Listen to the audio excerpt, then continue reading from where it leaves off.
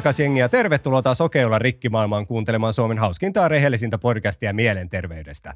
Meillä on taas uusi vieras studiossa, mutta ennen kuin lähdetään esittelemään hänet, niin jos ette ole perehtynyt meidän somekanaviin, niin meidäthän löytyy Fase, Insta, TikTok, Supla, Spotify, YouTube sekä Apple Podcast-alustoilta. Käykää nappaa seurantaan, koska aika toinen maanantai me tuotetaan tätä heittämällä Suomen hauskinta ja rehellisintä podcastia mielenterveydestä. Jos joku teistä haluaisi tulla tähän studioon vieraaksi luomaan vertaistukea sen oman tarinansa kautta, niin okeiolarikki@gmail.com on se meidän sähköposti. Laittakaa sinne meille tulemaan, niin me laitetaan sitten se teidän jakso tapahtumaan. Myös niiden somekanavien kautta viestit ne tavoittaa ihan yhtä lailla. Tuttuun tyyliinhän mun nimi oli Jonas Nyman ja sitten mennään tämän jakson vieraaseen. Tervetuloa Okeolla Rikki-studioon artisti Sara Siipola. Kiitos. Ihan mielettömän makea homma, että saatiin sut tänne vieraaksi tänään. Niin mitä sulle kuuluu? Mitä sun tuleva kesä pitää sisällään? Tosi hyvää kuuluu. On ollut aika haipakkaa tässä. Olin tuossa UMK:ssa ja sen jälkeen on hommat lähtenyt paljon isommin kuin mitä ne ennen oli, mikä on ihanaa. Ja kesällä on paljon keikkoja ja tehdään tokaa albumia ja kaiken näköistä kivaa. Kaiken näköistä kivaa on tulossa. Joo, tosiaan itsekin katoin UMK:ta ja siis varmasti moni tuolla jakaa sen mielipiteen, niin kuin ei yhtään nyt voittajalta pois, mutta mä olin todella pettynyt siihen, niin että sä et ole siellä fronttaamassa. Niin kuin mä sanoin, ei yhtään mitään voittajalta pois, ja mun kanssa olla eri mieltä, mutta niin kyllä me täällä kotisohvalla kannustettiin ainakin sua sinne. Oi kiitos. Mutta kyllä mä uskon, tai mun mielestä he sopii ihan täydellisesti sinne, että kannustetaan heitä täysin vaan. Joo, ilman muuta kannustaa sitten, että sinne on Suomea lähdössä edustamaan kuitenkin hän, niin totta kai me kannustaa sitten häntäkin. Eikä olla katkerana sitten vaan täällä niin kuin häntä vastaan muiden maiden puolella. Jes, tänään meillä on fokus mielenterveydessä. Sä oot toimittanut meille historiikin ja kuten aina mä oon tehnyt rungon sen historiikin pohjalta. Mutta nyt ole hyvä omin sanoi, kerro meille, miten mielenterveys on sulle tuttua ja mikä on sun historiikki sen kanssa? Aloita mistä haluat, kerro mitä haluat, mutta me toivotaan, että sä kerrot kaiken. Mä voin kertoa kaiken, jos mä muistan. Että toi on laaja kysymys, että mistäköhän mä lähtisin. No varmaan mun eka semmoinen muistikuva tai semmoinen kokemus on ala-asteella, kun mä oon mennyt terapiaan ensimmäisen kerran about 4-luokalla.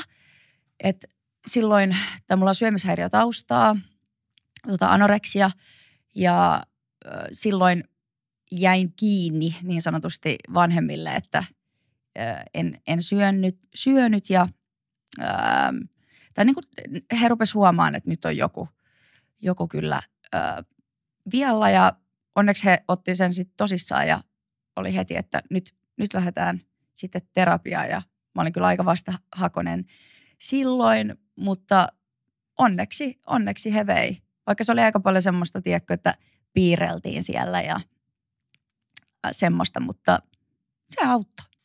Sä oot terapiaan ajautunut sitten jo tosi nuorella iällä. Niin lähdetään daivaamaan siihen.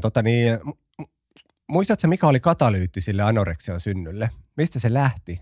Mä uskon näin jälkeenpäin katsottuna, että kun mullahan diagnosoitiin ADHD vasta aikuisiällä, 2017, niin tosi monet jutut, mitä mulla on ollut nuorempana, niin tajusin vasta sen diagnoosin jälkeen, että tosi monet liittyi varmasti siihen. Ja mä uskon, että se oli semmoinen kontrolloimisen tarve, että kaikki tuntui niin sekavalta, niin kuin tiedätkö, perusasiat ympärillä ja niin kuin perusarki ei onnistu ilman semmoista ponnistelua, niin sit halusi jonkun asian, mitä sä voit kontrolloida.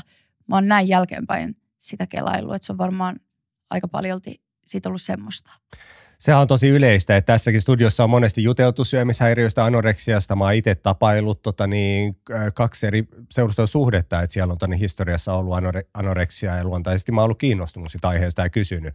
Mutta just toi kontrolloinnin tarvetti, että sä et niinku kaikki muu tai niinku valtaosa elämästä tuntuu olevan sellaista niinku sekamelskaa, niin sit halutaan jotain kontrolloida. Pitää tulla se fiilis, että mä oon jonkun asian niskan päällä ja niinku pystyn hallitsemaan, niin sitten siitä tulee se syöminen. Niinpä. Syöminen, okei, sä kerroit sitten, että sä jäit kiinni siitä miten sut ajettiin, ja sitten sä päädyit sinne terapiaan, niin miten sä jäit kiinni? Mä jäin kiinni sillä tavalla, että mä olin siis piilottanut mun kaappiin aamupaloja, Ja sitten sieltä oli löytynyt vaikka kuinka paljon siis hyvin kauhean jotain homehtuneita leipiä, mutta sieltä äiti mun mielestä löysi ne sitten sieltä jostain mun kaapin perältä. Mikä sun vanhempien reaktio oli silloin? Muistatko yhtään se niin kuin eka reaktio siihen, että miten sä koet, että sut kohdattiin? Mun mielestä tosi hyvin, että siis tosi huolissaan ne oli. Mutta kyllä mä oon kiitollinen siitä, että miten he hoiti sen, että ihan hyvin ne olisi voinut niin kuin vähätelläkin sitä tai olla, että no et ei, et kyllä tästä nyt, tai pitäisi jotenkin niin kuin tabuna sitä terapiaan menemistä tai muuta, mutta he otti heti se asiakseen. Se on tosi mahtava homma kuulla ja siis vanhemmillahan on tosi kriittinen rooli just siinä, että jos lapsi ja nuori voi pahoin, että sitten se on niin saatanan tärkeää sille lapselle, että miten heidät kohdataan, miten heidät nähdään. Että tuleeko se just esimerkiksi niin kuin syyllistämisen häpeän kautta sitten niin kuin surullisesti mulle kävi, että silloin kun mun turette puhkesi hetkinen, mä olin 7 vanha about-tiarallaan, niin ja sitten nyt mä en tietenkään syyllistää mun isääni tai niin kuin halua hänestä niin kuin korostusti mitään pahaa puhua, mutta se niin kuin häpeän ja sättimisen kautta, että ei nähtiin vaan se niin kuin lopputulema ja sitten niin kuin mä koin, että joka kerta kun mä tikkailin silloin muksuna, niin sitten se oli sitä niin kuin, että käskettiin vaan, että lopeta tai miksi sä nyt teet tai hillitse nyt itseäsi, ettei koskaan niin kuin kelattu yhtään pidemmälle sitä, että ehkä muussa saattaisi olla jotain neuropsykiatrista vikaa. Ja mä olin, tiedätkö, mun pakkoliikkeiden osalta, niin mä tunsin ne pakkoliikkeinä enkä tikkeinä jo niin kuin lähemmäs 20 ennen kuin mä siitä menin lääkäriin, tiedätkö, ja mä sain nimittäin silleen, mikä mulla on. Ja. Sitten yksi kerta, kun mä löin Faijalle niin pöytää, että muistatko muuten kaikki pakkoliikkeen, mitkä sä sätit mua, että mulla on neuropsykiatrinen ongelma nimeltä Tourette-oireyhtymä, ja se ei ollut mitään sellaista vaan, että mä nyt huvikseni tein asioita. Anteeksi, tätä tapahtuu muuten usein. Mä lähden sitten rönsyilemään jonnekin juttuihin. Tullaan takaisin siihen sun tarinaas. Mutta siis tosi makeeta, että sut kohdattiin hyvin. Niin kuin mä sanoin, vanhemmilla on tosi tärkeä rooli siinä, että miten se nuori kohdataan. Mutta mua jäi kiinnostaa nyt se, että mitä sun isä sitten sanoi, kun sä löit pöytään se diagnoosi. Aiku makeeta, että tämä kääntyykin mun jaksossa ajoittain aina. Hän kiisti kaiken, hän ei edes muista, että hän olisi käskenyt vaan mua lopettamaan tai että olisi sättinyt siitä. Hän ei ole käyttäytynyt niin, että se vahva kieltämys, mistä ikinä se nyt johtuukaan hänellä, niin se ei ole koskaan auennut mulle ja mä oon tietysti jättänyt sen keskustelun. Mulla ei ole tarvetta sitä enää käydä. Mä oon päässyt lyömään nopea riikäppi, te ootte kuunnellut varmasti jaksoja kattonut, mutta sulle nopea riikäppi. Aikanaan mä kirjoitin 2A4 Faijalle tekstiä. Tosi hyvin jäsenneltyy, tietysti siellä ei ollut syyttävää, että sävyä, että sinä olet, vaan että mä muotoilin jokaisen lauseen ja sanan, että näin minä olen kokenut ja että se on tosi neutraalia, että mä puhun siitä, miten mä oon kokenut asioita. Ja tämä Tourette oli yksi niistä hommista, mutta mä koin, että niissä 2A4 ja muutenkin siinä, että mä sain sen hetken ja tuoda ne asiat esiin, se tarjosi mulle tarpeeksi, tiiätsä, että mä olen ihan fine nyt. Mulle ei ole oleellista se, että faija pyytäisi anteeksi tai hyväksyisi, myöntäisi, muistaisi sitten, että millainen se kohtaaminen mua kohtaan oli sitten, kun ne pakko-oireet otti vallan. Ja ne oli ajoittain niin kuin tosi voimakkaita silloin nuorena. Et nykyään niin nälkiilosoilla on oppinut sitten lääkitykseen niin kuin kehoharjoitteiden avulla hallitsee niitä paremmin. Mutta silloin nuorelle, kun itsekin oli niin kuin ihan hämmentynyt, enkä mä nyt osannut hakea tietoa tai selvittää. Mä tiesin, että mulla on taas pakkoliikkeen, mutta ei lapsen mieli lähde nyt yhtään kelaamaan sitten, mikä mua vaivaa. Mä tiesin, että niitä on, mä tiesin, että kun niitä tulee, faija reagoi tolla tavalla, niin. Sitten siitä tuli sellainen niin kuin, tosi häpeällinen asia mulle tosi pitkäksi aikaa, mutta näillä kiusoilla ollaan jo täysin fine sen kanssa, että tässä päässä on niin paljon neuropsykiatrista vikaa, niin voitaisiin lähteä kirjoittamaan useampi romaani ja lyödä rahoiksi sillä hommalla. Sitten kun sä päädyit sinne terapiaan, sä kerroit, että sä olit vastahakoinen lähtemään sinne. Mikä sun ensimmäinen ajatus oli, muistatko, jos sä saat yhteyden sinne nuoreen tyttöön, että mikä sun ensimmäinen ajatus oli, että onko se, että oh fuck, mä joudun terapiaan, sinnehän menee kaikki hullut ja eihän mä nyt voi päätyä sinne, vai mikä sun kela oli? Mä en muista, että mä olisin ajatellut noin, mutta sen mä muistan, että mulla oli päällimmäisenä se, että mua siis vitutti, että joku tulee nyt sörkkiin tätä mun suunnitelmaa tyylisesti. Että mulla on tää niin kuin, että mä oon päättänyt, että näin mä teen nämä asiat ja näin nämä pysyy mun kontrollissa ja nyt joku tulee ja sekoittaa sen kaiken. Että mä ajattelin, että te vaan niinku tuutte ärsyttää mua siihen ja te yritätte pilata tämän kaiken, mitä mä oon rakentanut. Että se oli mulla se päällimmäinen. Eli sulla oli sellainen niinku rehellinen pelko, että se sun kontrolli, mikä sulla oli, niin joku tulee nyt viemään sen pois. Kyllä.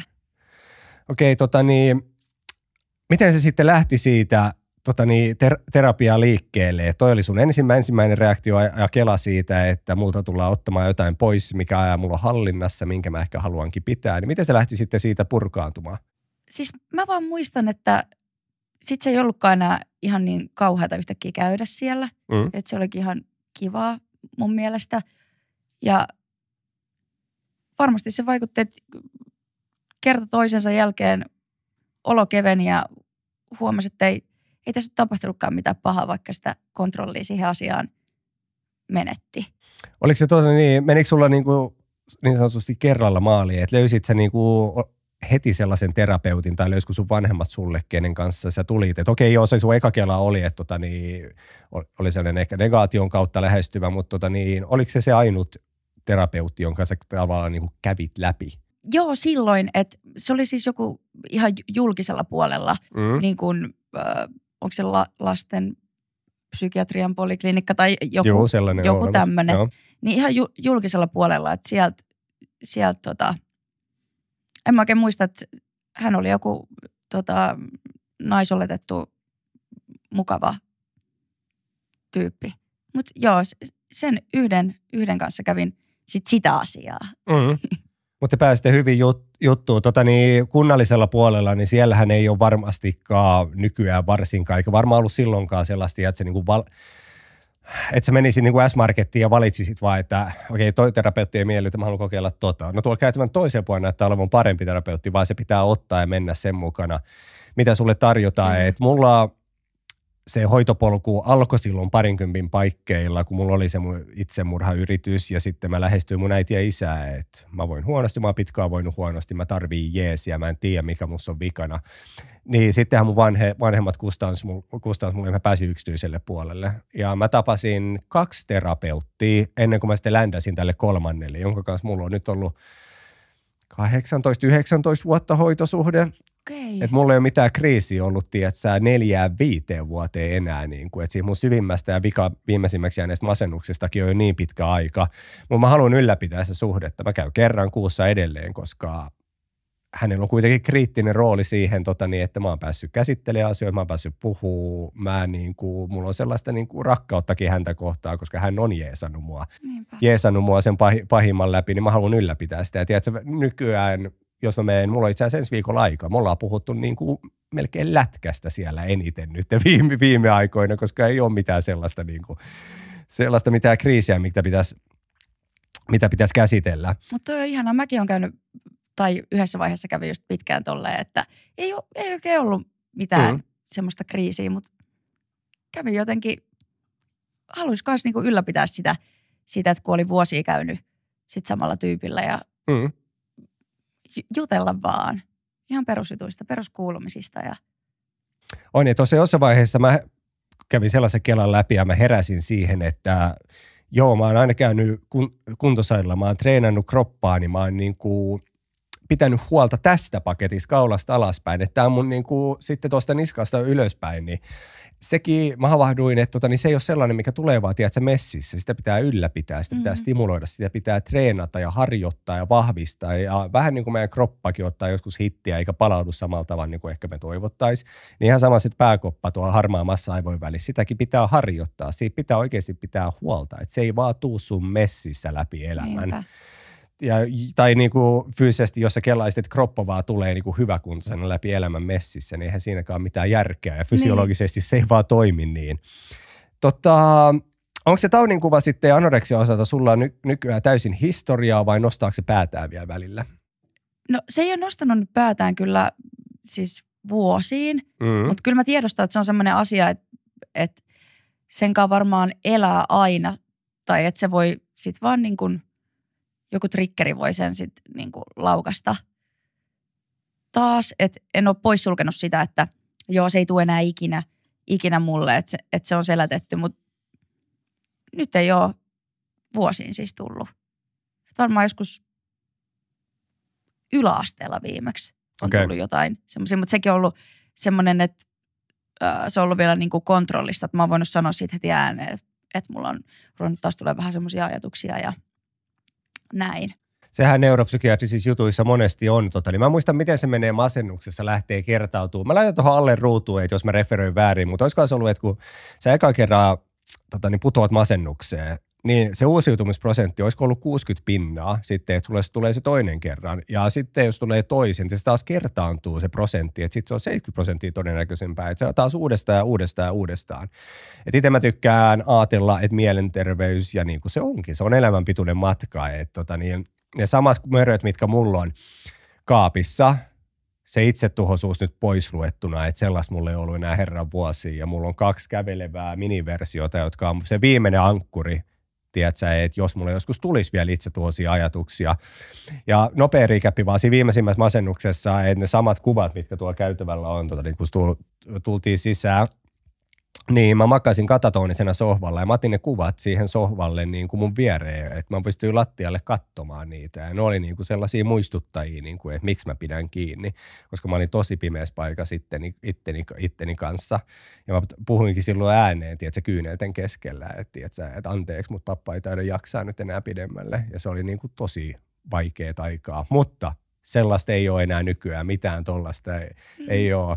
Mä näen, että tämä koskettaa sua, tämä menee syvälle ja siis niin se kosketti muakin. Mä en ole ikinä kokenut niin syvää toivottomuutta, että asiat vois muuttua paremmaksi. Mutta luojan kiitos sitten, mulla oli mun oma rakas äiti, joka on ankkuroinut mut monta kertaa. Et mutsi on viimeksi tänään, soitin mutsille jotain näitä puhuakseni ja mä aloitin vaan puhelun, että kiitos, että oot aina ollut läsnä ja tukenut, kun mulla on ollut vaikeaa. Että mä sanon mutsille tosi paljon tosia asioita, mitkä on itsestään selviä, kyllä joo, mutta niitä on mun mielestä tärkeä sanottaa ja puhua ääneen. Voidaan ottaa virtuaalikaukohali tässä nyt, mä en pääse tästä kameralta sinne puolelle, mutta niin ihana nähdä, että sulla on vahva reaktio tähän, mä rakastan tuntevia ihmisiä. Nyt mä unohdin tämän rönsyn keskellä, että mikä se mun seuraava kysymys oli. Niin, kun miettii sitä anoreksiaa taudinkuvana ja miten se kehodysmorfia siellä on niin kuin kaikilla, jolla on syömishäiriö kuitenkin taustalla, niin miten sä näet oman peilikuvasta tänä päivänä? No paljon armollisemmin ja musta tuntuu, että just se pääasia oli enemmän aina siinä, että oli vaan tarve kontrolloida, että se ei ollut niinkään siinä laihuuden ihannoinnissa. Että kyllä se oli sitäkin, ja että näki oman peilikuvansa väärin, mutta enemmän se oli se kontrollointi, sen tarve. Ja se on tosi hyvä pointti tuoda esiin, koska monestihan ehkä yleistetäänkin, että se on niin simplifioidusti se laihuuden ihannointi, mikä siellä on taustalla, kun puhutaan anoreksiasta. Et musta tuntuu, että tässäkin studiossa se on jäänyt vaille huomiota ehkä aiemmin, kun ollaan keskusteltu syömishäiriöistä tai anoreksiasta, että niin miten se kontrollin tarve siinä on se primäärimäärittäjä. Joo. Niin se on, ja niin kuin puhutaan me mistä tahansa, masennuksesta, ahdistuksesta, paniikkihäiriöistä, niin siellä on aina yksilöllisiä syitä, että miksi joku ihminen painiskelee niiden kanssa. Että sä et voi vetää niin mustavalkoista viivaa, että sä niin kuin masennuksellekin vaikka, että sä oot kohdannut jonkun trauman. Sä oot nyt käsittelit jotain vaikeaa. Vai mä muistan, että oliko se Niko Lingmanin jaksossa, kun hän puhui, että kun hänellä oli kaikki hyvin, että hän pysyi niin kuin toiminnallisena, hän hoiti duunit, mutta mikään ei vaan tuntunut jumalauta miltään. Yeah. Että hänellä ei ollut sit niin kuin sellaista selkeää niin kuin isoa mullistavaa tapahtumaa, mikä olisi sitten sysännyt sinne masennuksen piiriin. Niin nämä erot on yksilöllisiä ja sen takia on makeata, että näistä puhutaan. Tässäkin podcastissa ollaan puhuttu masennuksessa monesti, mutta niissä löytyy tietysti ainoa sellaisia niin kuin uusia nyansseja, kun on vieras vaihtuu siinä penkissä. Niinpä.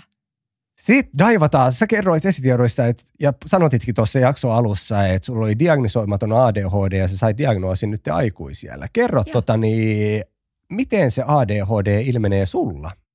Mä sanoisin, että varmaan eniten tuossa tuommoisessa toiminnan ohjauksessa. Mm-hmm. Että se on tosi haastavaa ja myöskin siis ihan keskittyminen, impulsiivisuus, että no nykyään mä syön lääkkeitä, alussa mä en syönyt niitä, mutta enkä ole myöskään koulun penkillä, että silloinhan se tuntuu vielä enemmän, että nyt on onnekseni semmoisessa ammatissa, missä sitä voi jopa hyödyntää, sitä ADHDta ja semmoista luovuutta ja vähän sellaista hullun rohkeutta ehkä. Mulla ei ole itselläni koskaan diagnosoitu ADHDta, mutta mä nyt sulkin sitäkään pois, että tässäkään päässä sitä ei voisi löytyä. Mutta siis mä muistan koulua, josta mun oli tosi vaikea pysyä paikoilla, niin sellainen tarkkaavaisuus, niin mulla oli hirveän vaikea pysyä niin kuin penkillä, niin jos se ei kiinnostanut mua. Mutta sitten taas aiheet, mitkä kiinnosti, niin tiedätkö, mä uppouduin niin intensiivisesti. Ja tulee hyperfokus. Tulee sellainen niin kuin hyperfokus. Mä haluan repiä, tiedätkö, atomeiksi niin kuin sen aihepiirin ja miettiä ja daivata syvemmälle. Että se on mikä tahansa asia nykypäivänäkin.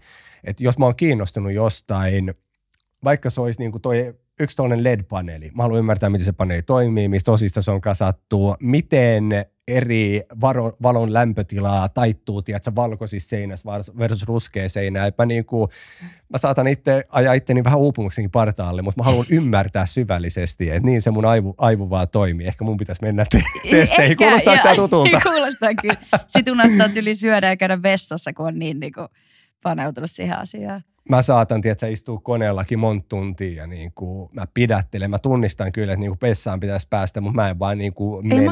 Ei malta. Ja sitten samat, mä huomaan, että aterioit jää välistä ja sitten se päänsärky, se kyllä lähtee muistuttamaan mua. Säännöllinen ateriarytmi on mulle tosi tärkeä. Ehkä varmaan just senkin takia, että se sitten ruokkii mun hyper, mitä ikinä se onkaan. Niin. Mulla on energiaa tehdä noita hommia. Miten sä sitten kontrolloit sitä sun taudinkuvaa silloin, kun se on haasteellista? Ja itse asiassa soitetaan pohjustus tolleen, että kun tuolle ADHDllähän on tyypillistä just se tarkkaavaisuus, tai siis ongelmat tarkkaavaisuuden kanssa, ylivilkkaus ja impulsiivisuus. Niin sanotit sä äsken, että se impulsiivisuus on sulla niin kuin sellainen primäärinen juttu siinä. Joo, kyllä se on. Kyllä se on niin semmoinen niin kuin äkkipikaisuus. Niin miten sä kontrolloit sitä taudinkuvaa silloin, kun se impulsiivisuus kautta äkkipikaisuus sitten heittää sinne vaihteelle 100 ja sitten mennään? Pystytkö sä mitenkään kontrolloimaan sitä? Sitä ei enää niin paljon tuu, kun syö lääkkeitä, että se on aika hyvin tasaa sitä. Mutta sitten kun se tulee, en mä oikeastaan edes tiedä, mitä mä teen. Ehkä mä en edes yritä, tai jotenkin, että mä niinku tiedostan se itse, että okei, niin kuin, että mitä tässä nyt tapahtuu, niin se riittää. Ja että jos siinä ympärillä on ihmisiä, joiden kannattaa tietää, niin sitten sanoo heillekin niin kuin ihan avoimesti. Mutta ei, se on jotenkin niin kuin, siis päivän aikana se saattaa vaihdella niin monta kertaa se mieliala muutenkin. Että ei siinä ole oikein mitään semmoista, että pystyisi ehkä varautua. Että se on vaan, että otetaan se mitä tulee ja sillä mennään. Yritetään selviytyä. Itsellekin mulla on tosi tuttua se 0–100 meneminen välillä niin kuin emotionaalisessa kartastossa. Mä oon oppinut kontrolloimaan sitä paljon paremmin, koska se tuotti mulle ongelmia. Mun pitää ehkä oikeasti mennä niihin testeihin. Joo. Mutta se tuotti mulle just se, että mä saatoin tulistua nopeasti. Mä tuun sieltä sitten aika nopeasti kyllä poiskin. Ja siis se oli niinku itselleni, se on niinku mentaalisesti oli tosi raskasta silloin aiemmin, että kun mä seilasin siinä 0 ja 100 välillä. Että ne ääripäät oli melkein niinku parempia handlata kuin se, että jos niinku menee sokerihaihin ja sitten tulee sieltä nopeasti pois. Ja sitä tapahtuu niinku 5 minuutin välein. Joissain tilanteissa, niin se on tosi helvetin raskasta sille omalle pääkopalle. Kyllä. Vaikeuttaako se taudinkuva sitten ystävyyssuhteita, parisuhteita? No kyllähän se varmasti voi, mutta mulla on lähipiirissä niin paljon ihmisiä, joilla on itselläkin sitten ADHD. Mä en tiedä, mistä se johtuu, mutta musta tuntuu, että aina sitten... Sä oot löytänyt kaltaista seuraa. Kyllä. Mutta niin, mä en usko, että mulla niin kuin tällä hetkellä, että ehkä just silloin pienempänä just se saattoi vaikuttaa joihinkin, kun ei itsekään ymmärtänyt, että miksi on tällainen kuin on. Niin, mutta en mä usko, että se, tai en koe, että se nykyään vaikuttaisi. Sä kuitenkin tunnistat ne omat piirteesi ja tiedostat sen oman käytöksesi ja millaista se voi olla välillä sen ailahtelevuuden ja haastavuuden osalta, niin sanotatko sä paljon ihmisille sun ympärille, että nämä on ne mun defaultit, nämä asiat tuottaa mulle välillä ongelmia, nyt te olette tietoisia niistä, niin me voidaan navigoida sitä paremmin eteenpäin. Kyllä. Siis mä puhun tosi avoimesti ADHDsta ja muutenkin mielenterveydestä. Että mä saatan olla mun tiimillekin, että jos mun manageri vaikka selittää mulle tosi pitkästi jotain, niin mä voin olla silleen, että sori, mutta mun lääke ei vielä vaikuta, että mä en ymmärrä yhtään, mitä sä sanot, että toi on ihan turhaa, kun sä puhut, että otetaanko myöhemmin uudestaan. Ja sitten ne ymmärtää se, että mä en tarkoita mitään pahaa siinä, vaan että mä säästän kaikkien aikaa tässä.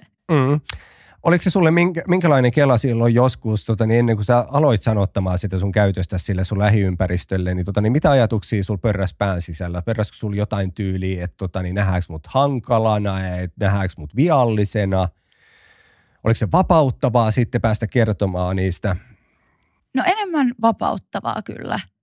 Ja siis se koko diagnoosin saaminen, niin se oli tosi vapauttavaa ja sen takia just en syönyt alussa niitä lääkkeitäkään, kun mä ajattelin, että se pelkkä diagnoosi riittää. Se tieto siitä, että jotain on oikeasti, enkä kuvittele vaan kaikkea. Missä vaiheessa se lääkehoito sitten tuli niinku validiksi optioksi, että sä koit hyväksi, että sä otat ne osaksi sun elämää messiin? No mä rupesin miettimään, että okei, jos mulla on nyt tämä diagnoosi ja mä voisin saada siihen jotain apua, niin miksi mä oon niin vastahakoinen niitä kohtaa, että miksi mä en kokeilisi. Että ainahan ne voi sitten lopettaa kuitenkin. Ja sitten mä kokeilinkin, onko nämä nyt 4, mitä mä oon kokeillut ja nämä tuntuu nyt sopivilta. Miten haastavaa se oli käydä, kun sä kerrot, että 4 lääkkeet lähti potkimaan. Et mulla kokeiltiin 2 vissiin mielialalääkettä. Ja tiedätkö, lyhyt sellainen infopläjäys musta. Tiedätkö, kun on lääkeresepteissä on aina ne sivuvaikutukset, että 0-10 ihmistä, 10-100 ja 100-1000 sivuvaikutusten osalta. Mä oon jumalauta joka kerta siellä 0-10, että jos on olemassa sivuvaikutuksia, mä 100 varmasti saan ne kaikki ja ne paskimmat. Että se oli ihan hirveät vuoristorataa niin käydä niitä eri vaihtoehtoja läpi, ja kun mikään niistä ei futannut. Sitten se, mitä mä tänäkin päivänä ja tälläkin hetkellä vedän, koska kevät on niin kuin mulle jostain syystä alakulosta aikaa. Niin mullekin, paljon enemmän kuin syksy. Ootko koska pinpointannut miksi? Onko sulla jotain selkeitä nimittäjää? Anteeksi, nyt me takerrutaan tähän, koska mä en ole ikinä hiffannut. Miksi kevät on? Mä tein just TikTokin tosta, että miksi kaikki puhuu jostain kaamosmasennuksesta aina, kun mulla tulee keväällä ihan hirveä. Mäkin mä nautin syksistä. Niin kaamos on makeeta aikaa. Ja sit vois luulla, että se olisi rationaalisesti, kun ajattelee sitä, että valon määrä lisääntyy, linnunlaulut palaa ja kohta tuoksuu ruohaa ja kohta on lämmintä ja kesä on helkkari makeeta aikaa.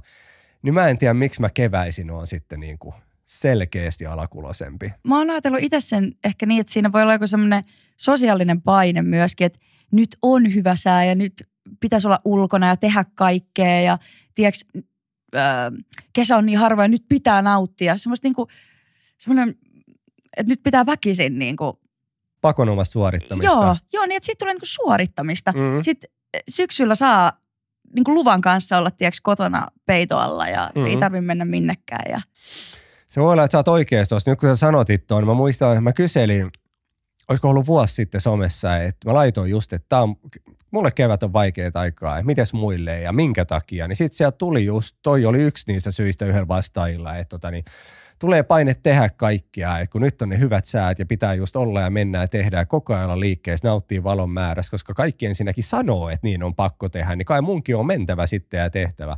Sitten oli myös sellainenkin aspekti, että joillekin kesä tuo painetta sen takia, koska ei ole taloudellisesti mahdollista ehkä lähteä reissuun, mennä lintsille lasten kanssa tai että ja kesä on sitä aikaa, että kaikki tekee, kaikki matkustaa ja kaikki lomailee, että se voi tuoda jo se taloudellinen prässi sellaista alakuloisuutta, että sen takia sitten ei tykätä siitä kesäajasta, mutta mä oon nykyään sellainen, mä luvan kanssa, mä nautin kesästä, mullakin on Suzuki Intruder moottoripyörää, jota mä rakastan ajaa tuolla. Tiedätkö, mä otan vaan suuntimaan ja sitten mä pysähdyn jonnekin, missä on makeita, vaikka johonkin pelolla. Ja mä istun siinä ja katson, kun aurinko laskee. Mä oon yksin, mulla on kännykkäkin ehkä himassa. Ja mä niinku rakastan kyllä kesän tuomia juttuja mukanaan. Mutta sitten mä haluan myös istua sisällä, vaikka ulkona olisi taas aurinkoinen päivä, koska niitä on useampia kesässä. Ja kyllä meidän kesä on niinku surullisen lyhyt. Mutta kyllä mä nyt jumalaut, jos mä haluan istua nyt, vaikka ulkona paistaa aurinko, mä haluan olla himassa. Niin. Onko sulla mitään tällaisia päiviä kesällä yhtään? On, siis paljonkin. Mä tykkään tosi paljon olla kotona muutenkin ja sama. Tiedätkö, makoilla siellä peitoalla ja olla ihan omassa rauhassa siellä. Kiva tavata hengen heimolainen oikeasti ja meillä on samanlaisia keloja ja me edustetaan kuitenkin eri aikakautta ikien puolesta. Mutta joo, siis mustakin on vaivautunut sellainen kunnon kotihiiri. Mä tykkään olla himassa. Mä teen täällä paljon tuotantoja. Mä rakastan niin kuin pelata lasten kanssa pleikkaria. Ja mä tykkään vaan olla kotona paljon enemmän kuin jossain menossa. Mä en itse juo alkoholia juuri ollenkaan. Mä saatan joulusi juoda 2 lasia konjakkia, mutta that's it. Mä en tykkää käydä ravintoloissa, mä en tykkää yökerhoista. Ja muutenkin siis Touretten oireyhtymällehän on ominaista niin kuin sellainen, niin kuin, että aina sosiaaliset tilanteet välillä hämmentää mua. Mä en ymmärrä, että ihmisten tarkoitusperiä. Silloin mä joudun kyselemään ylimääräistä, mikä monesti ainakin menneessä nähtiin, että mä kyselen tyhmiä tai että mä tekeydyn tyhmäksi vaan. Mutta mä en aidosti vaan, ja sitten parisuhteissa aikuisiellä mä oon sanottanut sen, että mulle tulee joskus näitä. Mä en ole tyhmä.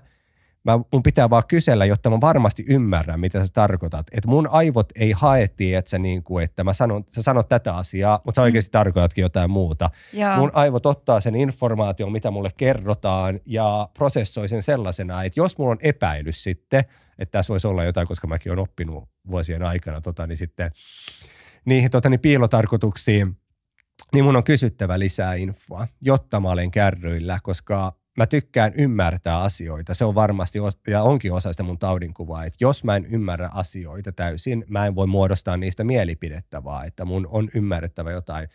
Jos käydään keskustelua jossain ruokaseurueessa, niin mun on kyseltävä niitä mun tyhmiäni, jotta mä voin sitten olla varma, että mä ymmärsin oikein ja sitten mä voin vastata sulle. Niinpä. Nyt tässä tuli taas rönsyjä ja mä en muista, mistä lähdettiin liikenteeseen.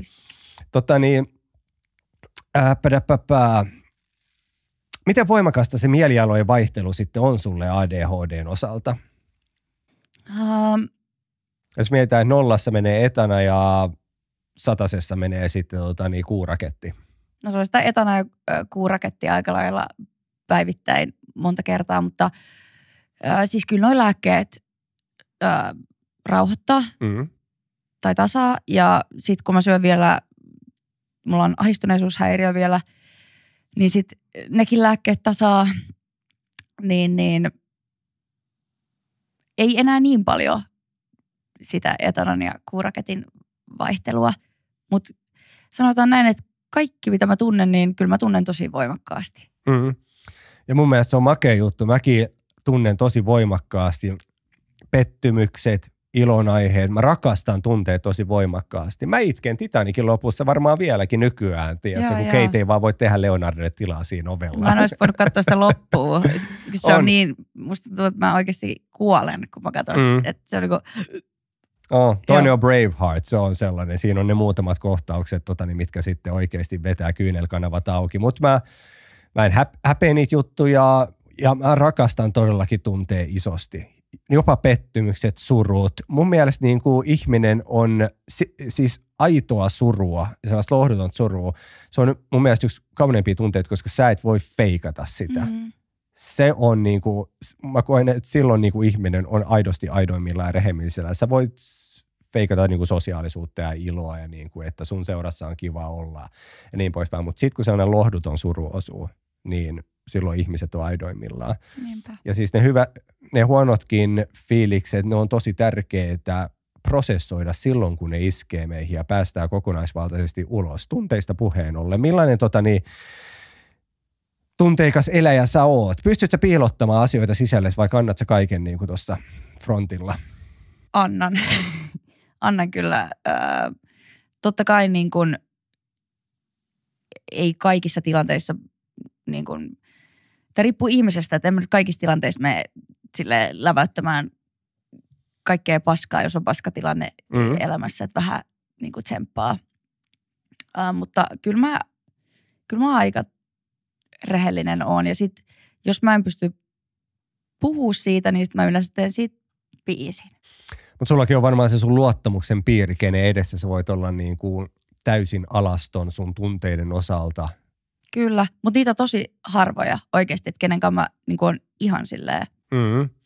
Ja mun mielestä se on hyvä pitää harvassa. Mullakin on, mulla on mun äiti ja sen lisäksi mulla on 4 ystävää. Mulla ei ole mitenkään hirveän laaja ystäväpiiri. Mä tykkään pitää sen siinä, niin kuin, missä se on itse asiassa tällä hetkellä. Mulla on paljon tuttavia, mutta sellaisia ystäviä, kelle mä voin puhua mitä vaan. Mä voin aidosti olla niin kuin, että jos vituttaa, jos on onnellinen. Plus, että ne ihmiset on ne, keiden kanssa mä haluan jakaa sen, että jos tapahtuu jotain makeeta, niin niille tyypeille mä ilmoitan eka. Mutta niin mä tykkään pitää sen piirin pienenä monestakin eri syystä. Se ensinnäkin palvelee mun hyvinvointia. Ja sitten jälleen kerran nopea riikäppi, mun mielenterveysongelmia on 2 päänimittäjää. Yksi on se mun isä ja toinen on se, että mua vedettiin turpaa 3 vuotta läpi yläasteen. Mikä niin kuin sitten aikuisella ajoi mut siihen, että mulle tuli sellainen korostunut, aisti, että mä tulkkaan ihmisestä, että jos me käydään keskustelua, se lause, mitä sä puhut mulle, niin se ei ole pelkästään lause, minkä mä kuulen, vaan että mä poimin siitä, että niinku eri tiloja, eri nyansseja, erilaista dynamiikkaa, miten sä painotat konsonantteja, miten vokaaleja. Mä tutkin jokaisen, niinku pienen vivahteen siinä lauseessa, että niinku aistiks mä jotain vilpillistä siellä takana. Niin se aiheutti mulle sitten problematiikkaa vuosien varrella, että kun mä en hallinnut sitä aistiani vielä mitenkään, niin sitten mä työnsin kaikki ihmiset veke, koska mä sitten luin kanssa väärin tilanteita, että mun poikien äiti sitten jossain vaiheessa sanotti mulle, että sä et voi mennä läpi elämän peläten, että jokainen ihminen haluaa pahaa sulle. Ja siis kuulostaa hirveän yksinkertaiselta, mutta se oli vaikea, kun tiedät, sä mätettiin turpaa 3 vuotta, niin se vaistomainen reaktio, mikä tuli selkäytimestä, että se on parempi työntää vekeä, kuin sitten antaa jonkun olla lähellä ja mahdollisesti, että joku pääsee sitten satuttamaan sitä kautta. Mennään vähän taaksepäin ja ennen kuin sä aloit sitten syömään lääkkeitä siihen ADHD, niin miten isoon osan päivästä, jos nyt yritetään funtsia, niin sä vietit siinä 0 ja 100 välissä? Miten paljon oli siellä ääripäissä elämistä? Tosi paljon. Musta tuntuu, että ei ihan hirveästi kyllä ole siinä. En ole hirveästi ollut siinä välissä, paitsi kyllä silloin, kun sitten on ollut masennusta, niin silloin kyllä, että mikään ei tuntunut miltä. Et senkin takia, tai kun on senkin kokenut, niin mieluummin on just semmoinen, joka tuntee tosi vahvasti, vaikka se on välillä raskasta, mutta mieluummin niin, kuin että mikä ei tunnu miltään. Se on siellä karmea paikka, ja siis nyt mä takerun tohon nopeasti. Silloin, kun mä oon pörrännyt niiden omien masennusten keskellä, niin silloin se, mitä mä oon toivonut eniten, on vähän niin kuin, että mikä ei tuntuisi miltään.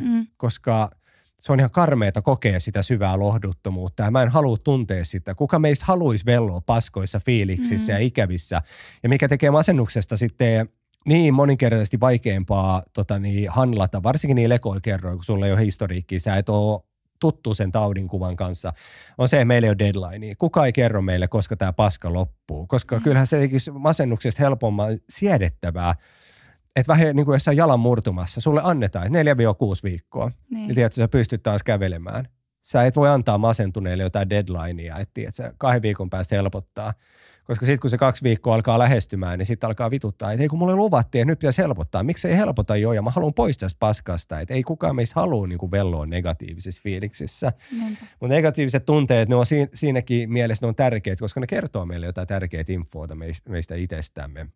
Kyllä. Jos vituttaa mennä duuniin joka päivä, ehkä pitää vaihtaa duunipaikkaa. Jos kumppanin naama ärsyttää, ehkä parisuhteessa on jotain vikaa.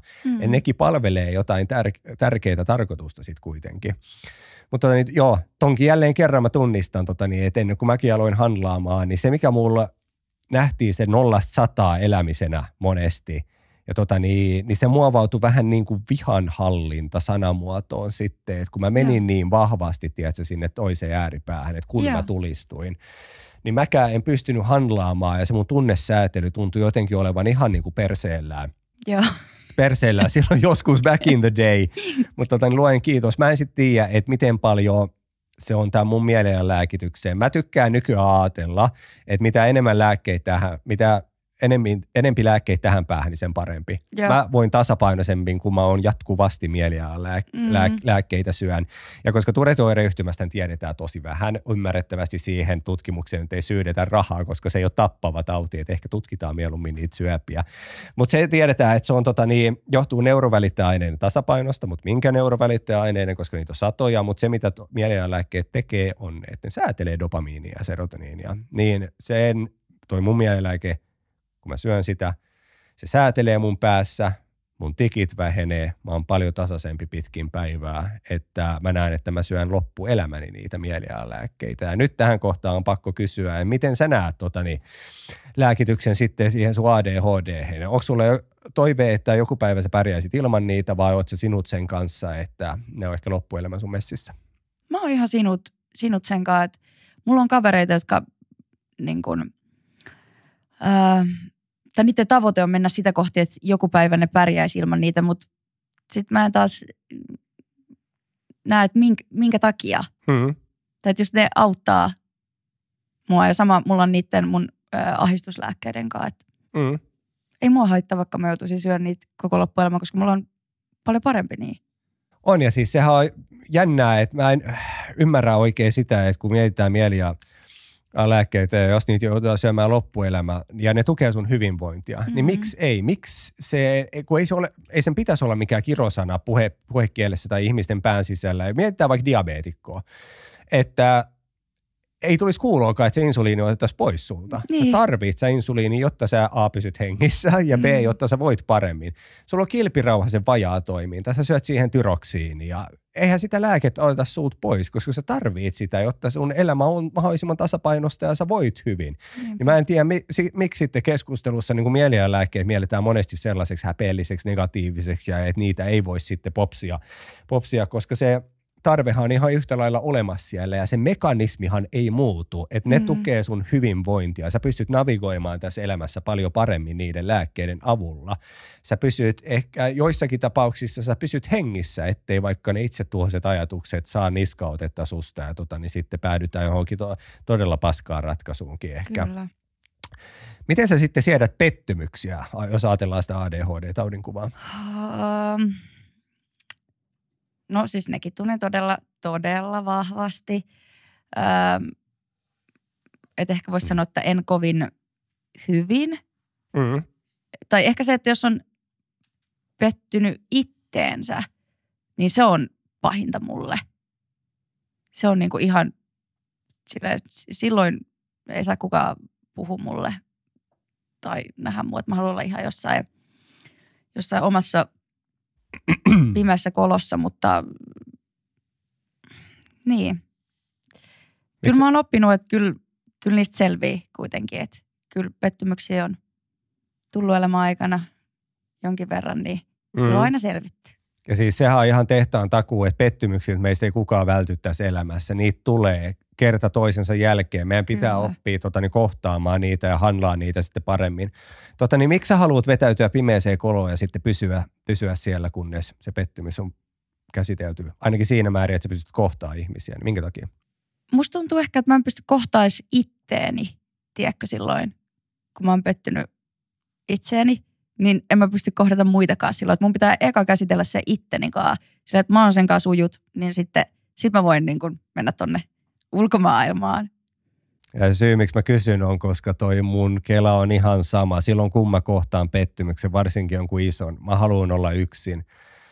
Mä vetäydyin ja mun entiselle kumppanille niin se oli vähän problemaattista, koska hän ei ymmärtänyt sitä. Vaikka mä sanotin sen, että mun pitää olla yksin, että mä voin sitten käsitellä tämän alkupettymyksen. Tiedätkö, että jos se pettymys on nyt luokkaa niin kuin 0-100, se on 100. Mun pitää tulla ainakin sinne 7-60, että mä voin sitten taas niin kuin kohdata muita ihmisiä. Mä voin käydä keskustelua siitä pettymyksestä, mutta mä tarviin sen hetken itselleni. Ja siinä voi mennä parikin päivää, että mä vetäydyn vaan omiin oloihini. Kyllä. Se ei ole kivaa. Totta kai olisi kiva jakaa jonkun kanssa ja niin kuin puhua niin kuin saman tien, mutta mä en pysty siihen. Koska jos mä yritän siellä toista lähestymistapaa, mä puhun saman tien, mä tiedän, että mun dialogi se ei ole rikastuttavaa, se tulee olemaan töksäyttelevää, se tulee olemaan ehkä ilkeetäkin sitä toista kohtaa ja mä en halua sitä. Mä tiedän ne omat vikani sen verta hyvin, että mä en halua, että kukaan joutuu sijaiskärsijäksi, tiedätkö, siitä. Ja sen takia mun on pakko ottaa se oma aika silloin, kun se pettymys iskee. Kuulostaako tämä yhtään tutulta? Kuulostaa kyllä. Ja mulla sama ja myös sekin, että ei niinku halua kuulla siinä myöskään siltä toiselta, että no et hei, että kyllä se siitä. Tai tiedätkö semmoista, että sekin niinku ärsyttää mua. Tiedän. Älä vähättele tätä, että tämä on niinku maailman isoin asia mulle tällä hetkellä. Että se tuntuu niin kokonaisvaltaiselta, että on vaan se on niin suuri se tunne. On, ja siis kyllähän ne ihmiset on oikeassa, että kyllähän se siitä. Joo, niin. Kyllä mäkin sen vittu tiedän, mutta en mä halua sitä nytten kuulla. Mä haluan nytten käsitellä tätä yksin. Please go away and leave me the fuck alone. Yeah. Se on se niinku, ja siis sekin on ollut sellainen oppimiskäyrä, että mun on pakko ollut opetella se sisäinen itsekkyys, koska mä huomasin, että kun mä en kuuntele sitä, mitä mä oikeasti tarviin ja haluan, niin se purkautuu aina. 100 kertaa 100 mä puran sen huonosti mun ympärillä olevia ihmisiä, ja mä en halua sitä. Niin mun on pakko varjella sitä mun hyvinvointia, jotta mä voin varjella muiden hyvinvointia sitten. Koska vaikka mullakin on 2 lasta ja tiedätkö, mä ei ole mitään, mitä mä en tekisi ja mä rakastan niitä enemmän kuin itteeni. Mutta mulle itselleni silti mä olen niin kuin tiedätkö 0,00001% tärkeämpi, koska jos mä en voi hyvin, mä en voi olla hyvä isä, mä en voi luoda hyvinvointia heidän elämäänsä. Se on vaan logiikkaa. Ja vaikka mä ymmärrän, mitä puhekielessä haetaan, poikien äidin kanssa mä oon keskustellut tästä, että kun hän sanoisi mulle, että noi pojat on mulle maailman tärkein asia, niin mä ymmärrän, mitä sillä haetaan puhekielessä. Mä aidosti ymmärrän ja mä oon samaa mieltä. Mutta siinä mä sanoin nyt, että meillä oli kiihkeä keskustelu, meillä on todella hyvät välit, me ei ole mikään huono ex-pariskunta. Mutta niin mä sanoin hänelle, että kyllä sulle itselle sä olet tärkein, ja sitten yritin niin kuin järkeistää sen homman hänelle. Mulla oli joku, mitä mun piti kysyä seuraavaksi. Niin, onko siitä taudinkuvasta sitten minkälaista hyötyä sulle? Et jos miettii niin vaikka sitä impulsiivisuutta tai niin kuin hyperkeskittymisen osalta, mä ehkä tiedän vähän osaa umoilla vastaustakin, mutta kerro, onko siinä mitään hyötyä sulle? No niin kuin mä aikaisemmin mainitsin, niin kyllä se, että onnekseni on semmoisessa ammatissa, missä sitä pystyy hyödyntämään. Mä en usko, että mä edes oisin tässä, jos mulla ei olisi ADHD:tä, koska siitä tulee vähän semmoinen uhkarohkea, tiedätkö, että ehkä vähän ei mieti sit niin paljon, että sit vaan just sen impulssin perässä, tiedätkö, menee ja tekee. Ja sit mä koen, että myös semmoinen luovuus tulee sieltä. Ja sitten semmoiset asiat ehkä, mitkä on saanut mulle aikaisemmin semmoisen huonolla tavalla erilaisen olon, niin nyt mä koenkin ne mun vahvuuksina, tiedätkö, tällä alalla. Täällä on niin paljon erilaisia isoja persoonia. Että enhän mä erotu niinku mitenkään sieltä. Se monesti tuntuu artisteilla olevan, että kaikilla on jonkinnäköistä neuropsykiatrista dilemmaa menossa. Ja musta tuntuu, että se jopa tukee sitä esittävän taiteen muotoa. Kyllä sun pitää vähän kaistapäinen olla sitten, että kyllä. Sä menet tuonne lavalle 50 000 ihmisen eteen vaikka ja sä olet siellä kuin kotona. Koska se on, mä en tiedä, siis se on jännä ilmiö. Siitä on nyt, onko siitä 18 vuotta, 17-18 vuotta, kun mäkin olin aktiivisesti bändissä, niin meillä oli silloin bändin toinen lead-kitaristi, niin oli kiinalaissyntyperää. Me sitten päästiin kiertämään Kiinaa ja sitten vaikka me oltiin ihan nimetön bändi täällä Suomessa, mutta siellä me esinnettiin, tiedätkö, 50 000 ihmiselle.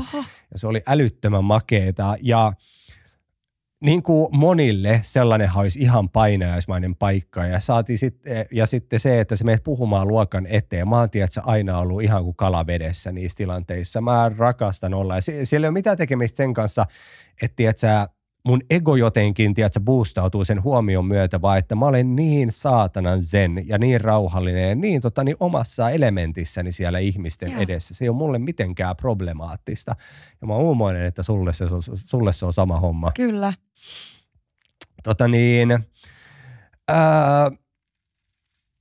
Eli summa summarum voidaan vetää se johtopäätös, että siitä ADHD-taudin kuvasta, kun miettii kontekstia, että sä oot esiintyvä artisti, siitä on enemmän hyötyä sulle kuin sitten haittaa. Anteeksi, mun pitää kysyä nopeasti, mitä sä teit siinä bändissä? Mä en pystynyt kuunnella, mitä edellistä. Eli kitaristi, laulaja ja säveltäjä. Hyvä puoli sinkkuudessa on, että täällä on kaikki. Mä oon voinut laittaa mun skebani tänne seinälle. Aivan.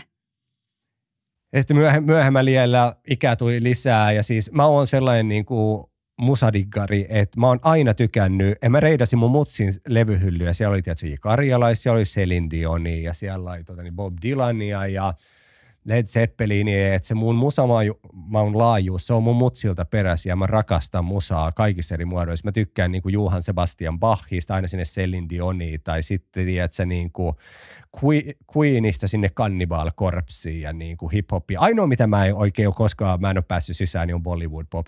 Mä en intialaiseen poppiin oikein ole vielä päässyt tänäkään päivänä. Se voi olla vaan sitten se foneettisuus ja miltä se Intia kuulostaa. Mutta kaikki muu kuitenkin. Niin kaikki muu menee ja siis mä rakastan musaa, että mä soitan skebaa, bassoa. Mäkin oon opetellut viimeiset 3-4 vuotta laulamaan. Mä opettelin soittamaan vanhemmalla iällä. Niin kuin mä rakastan niin laajalti. Ja silloin aikanaan, miksi mä lyöttäydyin tämän kiinalaisen kitaristin kanssa yhteen, on, koska se mun hakuilmoitus meni, että mä haen ei-suomalaisia muusikoita, koska mä koin, että suomalaisten muusikoiden ajattelukenttä, varsinkin metallimusassa, mitä silloin soitettiin, se on niin kuin tosi kapeakatseinen. Että mä huomasin, että ulkomaalaisilla muusikoilla on paljon niin kuin laajempi osaaminen, diggaustausta ja se lähestyminen sitten. Me voidaan soittaa metallia, mutta sitten niin kuin mä voin tykätä Celine Dionista ja toinen voi tykätä Eric Johnsonista ja sitten kolmas voi tykätä jostain Rähinä Recordsin musasta. Niin, ja se just, että niin kuin tulee kaikkea tollaista yhteen eri taustoista, niin se oli niin kuin tosi makea elementti mulle. Joo. Tosi makea. Anteeksi nyt tää rönsy, mä en muista, miten me lähdettiin. Mä kysyin sulta, mä en pysty keskittyä enää, jos mä en saa tietää. Jes, ei mitään. Mä mielellään jaan tarinaa omasta itsestänikin tässä. Mikä on ahdistuneisuushäiriö? Miten se sulla ilmenee? En osaa nyt sanoa silleen, mikä nyt olisi ihan täysin oikein, mutta miten se mulla ilmenee, niin se on aika paljon semmoista niinku eksistentiaalista ahdistusta tai semmoisesta niin kuin maailman menosta. Okei. Okay. Että se tulee tosi paljon sieltä. Että mä en oikeastaan pysty lukemaan uutisia tai mitään, koska se menee niin jotenkin vahvasti, että mä näen, että jollakin randomille on tapahtunut vaikka joku kamala asia, niin siis mä voin miettiä sitä niin kuin viikon ja itkeä sille asialle ja että mä en edes tunne sitä ihmistä, mutta mä otan sen asian niin kuin mun harteille ja mä haluaisin auttaa sitä, mutta mä en pysty. Ja siitä tulee se ahdistus, että mä haluaisin auttaa ja pelastaa kaikki, mutta mä en pysty. Mä muistan, kun mä luin Omakannasta sitä lääkärin kirjoittamaa lausuntoa, niin sitten siellä luki jotain, että itkee, jos näkee mopopojan kylmällä säällä ilman hanskoja, että missä hänen hanskat ovat. Ja tiedätkö, kun mulla oli jossain vaiheessa, että mä en voinut katsoa ikkunasta, että jos siellä meni joku papparainen, niin sitten mä mietin sitä, että onkohan se yksinäinen, että oottaako joku sitä kotona ja onko se onnellinen. Ja mä menin niin jotenkin syvälle tuntemattomien ihmisten elämään. Että toi on siis auttanut mua, tai noi lääkkeet on auttanut mua tosi paljon. Että kun oli vaiheita, että mä en voinut käydä tyyliin edes ravintolassa, koska jos joku oli yksin siellä, niin sitten mulla tuli kauhean olo siitä, että miksi se on yksin ja miksi mä ansaitsen, että mulla saa olla täällä jotain mun ystäviä munkaan ja tolla ei oo ja tiedätkö, semmoista. Niin, tosi hyvin, mitä se tarkoittaa. Tossakin on varmaan, päästään jos daivataan ja ruvetaan niin kuin ajattelemaan laajemmin, mutta että koska me molemmat ollaan niin kuin vahvasti tuntevia ihmisiä, monessakin tunneasiassa, niin meillä on varmasti molemmilla. Mä olen superempaattinen ihminen itse. Sama. Mulla on tosi korostunut empatia. Ja mä muistan itse muksuna, tuli telkkarista vissiin sen aikainen Teräsmies-sarja. Ja siinä sarjassa oli joku kohtaus, missä kadulla istui sellainen niin kuin puljukon näköinen äijä. Ja sitten sillä oli koira siinä mukana. Ja mä muistan, miten mä itkin mutsille, että tuolla koiralla ei ole kotia. Kun katon nyt, se on tuossa sarjassa. Niin mä tunnistan tuon tosi hyvin, että kantaa sitten niin kuin koko maailman murheita ja kelaa hirveästi, niin kuin, koska superempaattiset ihmiset, niin mehän halutaan, että muillakin ihmisillä on onnea, rakkautta, ystävyyttä, hyviä asioita elämässään, mutta surullisesti se nyt vaan ei ole koko maailman keissi. Mitä tulee tuohon eksistentiaalisuuteen, jotain sinne päin. Mä laitan oikean sanan tuohon alle. Niin kuin se nyt ei varmaan vaadi mitään mielenterveyden häiriöitä, että maailmantilanne huolestuttaa. Ekaksi meillä kun ajateltiin, että kun koronasta päästiin, mitä siinä oltiin, 3 vuotta, että jes, maailmantilanne alkaa rauhoittumaan. Ja kun vittu ei, sitten yksi itärajan takana päättää alkaa spedeilemään ja alkaa Ukrainan sota, niin totta kai sitten tuollaisesta kantaa huolta itsekin, että se on tosi raskasta nähdä uutisointia mediassa sitten koskien Ukrainankin sotaa. Sitä ei pidä sivuttaa tai lopettaa siitä uutisoimista missään nimessä, mutta kyllähän se antaa aihetta sellaiselle isommalle huolelle, eikä pelkästään niin kuin aikuisten silmissä, että kyllä niin kuin mun 13-vuotiaaskin kelaa jo näitä juttuja ja niin kuin me käydään keskusteluita, että mun 13-vuotias on niin valovuosia fiksumpi, kun mä olin siinä iässä, että mä en muista, mitä mä kelailin siinä iässä. Olikohan mistä saisi niinku röökiä ostettua alaikäisenä, että onko mun nyt oikeanlaiset sneakerit sitten, kun lähdetään korista pelaamaan. Ne oli mun niinku primäärihuolet. Mutta niinku nuoret, se on selkeästi huomannut, että kyllä ne rupeaa olemaan enemmän valveutuneita ja nekin miettii jo isoja juttuja ja niinku miten sitten sitä puretaan. Kun mä kerroin tuossa ennen kuin lähdettiin kuvaamaan, että mä seuraan sitä Discord-palvelun keskustelua, että miten sielläkin nuoret keskusteluja, että joo, siellä on siitä pahasta olosta, masennuksesta, vanhemmat ei ymmärrä itsetuhoisuudesta, mutta kyllä sielläkin puhutaan laajemmalti sitten maailman tilanteesta. Ja kyllähän se on sellainen, että se aiheuttaa ahdistusta tällä hetkellä. Jotenkin niin kuin tuntuu, että niin kuin rajat olisi vedetty jo, tiedätkö, aikapäiviä sitten. Että niin kuin tässä niin kuin nykysivistyksessä meillä ei olisi enää tarvetta niin kuin lähteä haastamaan. Että me ollaan voidaan olla eri mieltä jonkun toisen valtion kanssa, mutta ei meidän nyt tarvitsisi lähteä sotimaan sitten ja vetämään, niin kuin, että ilmeisesti mitä Putinkin nyt havittelee ja on siitä Neuvostoliiton aikaista Suur-Venäjää sitten takaisin, mutta se tuntui jotenkin niin kaukaiselta, että kun aina puhuttiin talvisodasta ja jatkosodasta ja mäkin kuulin mun isoisältäni tarinoita, niin se tuntuu, että se tapahtui aikoi sitten ja 1-2 nyt me ollaan niin kuin tässä päivässä. Että milloin se on niin kuin ihan realismia, että Euroopassa soditaan meidän elinaikana. Se tuntuu vaan jotenkin niin kuin helvetin absurdilta. Kyllä. Mitä tunteita sä käyt läpi silloin, kun se ahdistus sitten alkaa iskemään suhun? Niin se voi tulla aika tai se tulee yhtäkkiä, mutta kyllä musta tuntuu, että mä oon joka päivä jossain vaiheessa päivää vähän edes, niin kuin, että tulee semmoinen, mä uskon, että se tulee myös paljon noista ADHD-lääkkeistä, että kun se vaikutus rupeaa laskee, niin mulla tulee semmoinen ahdistunut olo. Että mä en tiedä, mun pitäisi soittaa tonne lääkäriin, mutta en ole saanut aikaiseksi tietenkään, että pitäisi ehkä kokeilla vähän isompaa annostusta siinä ADHD-lääkkeessä. Et mä en tiedä, onko toi normaali, että tulee semmoinen tosi ahdistunut olo sit siinä niinku, että kaikki toimii hyvin, kun otat sen ADHD-lääkkeen, mutta sit sä niinku oikein tunnet sen kunnolla, kun se rupeaa loppuun se vaikutus.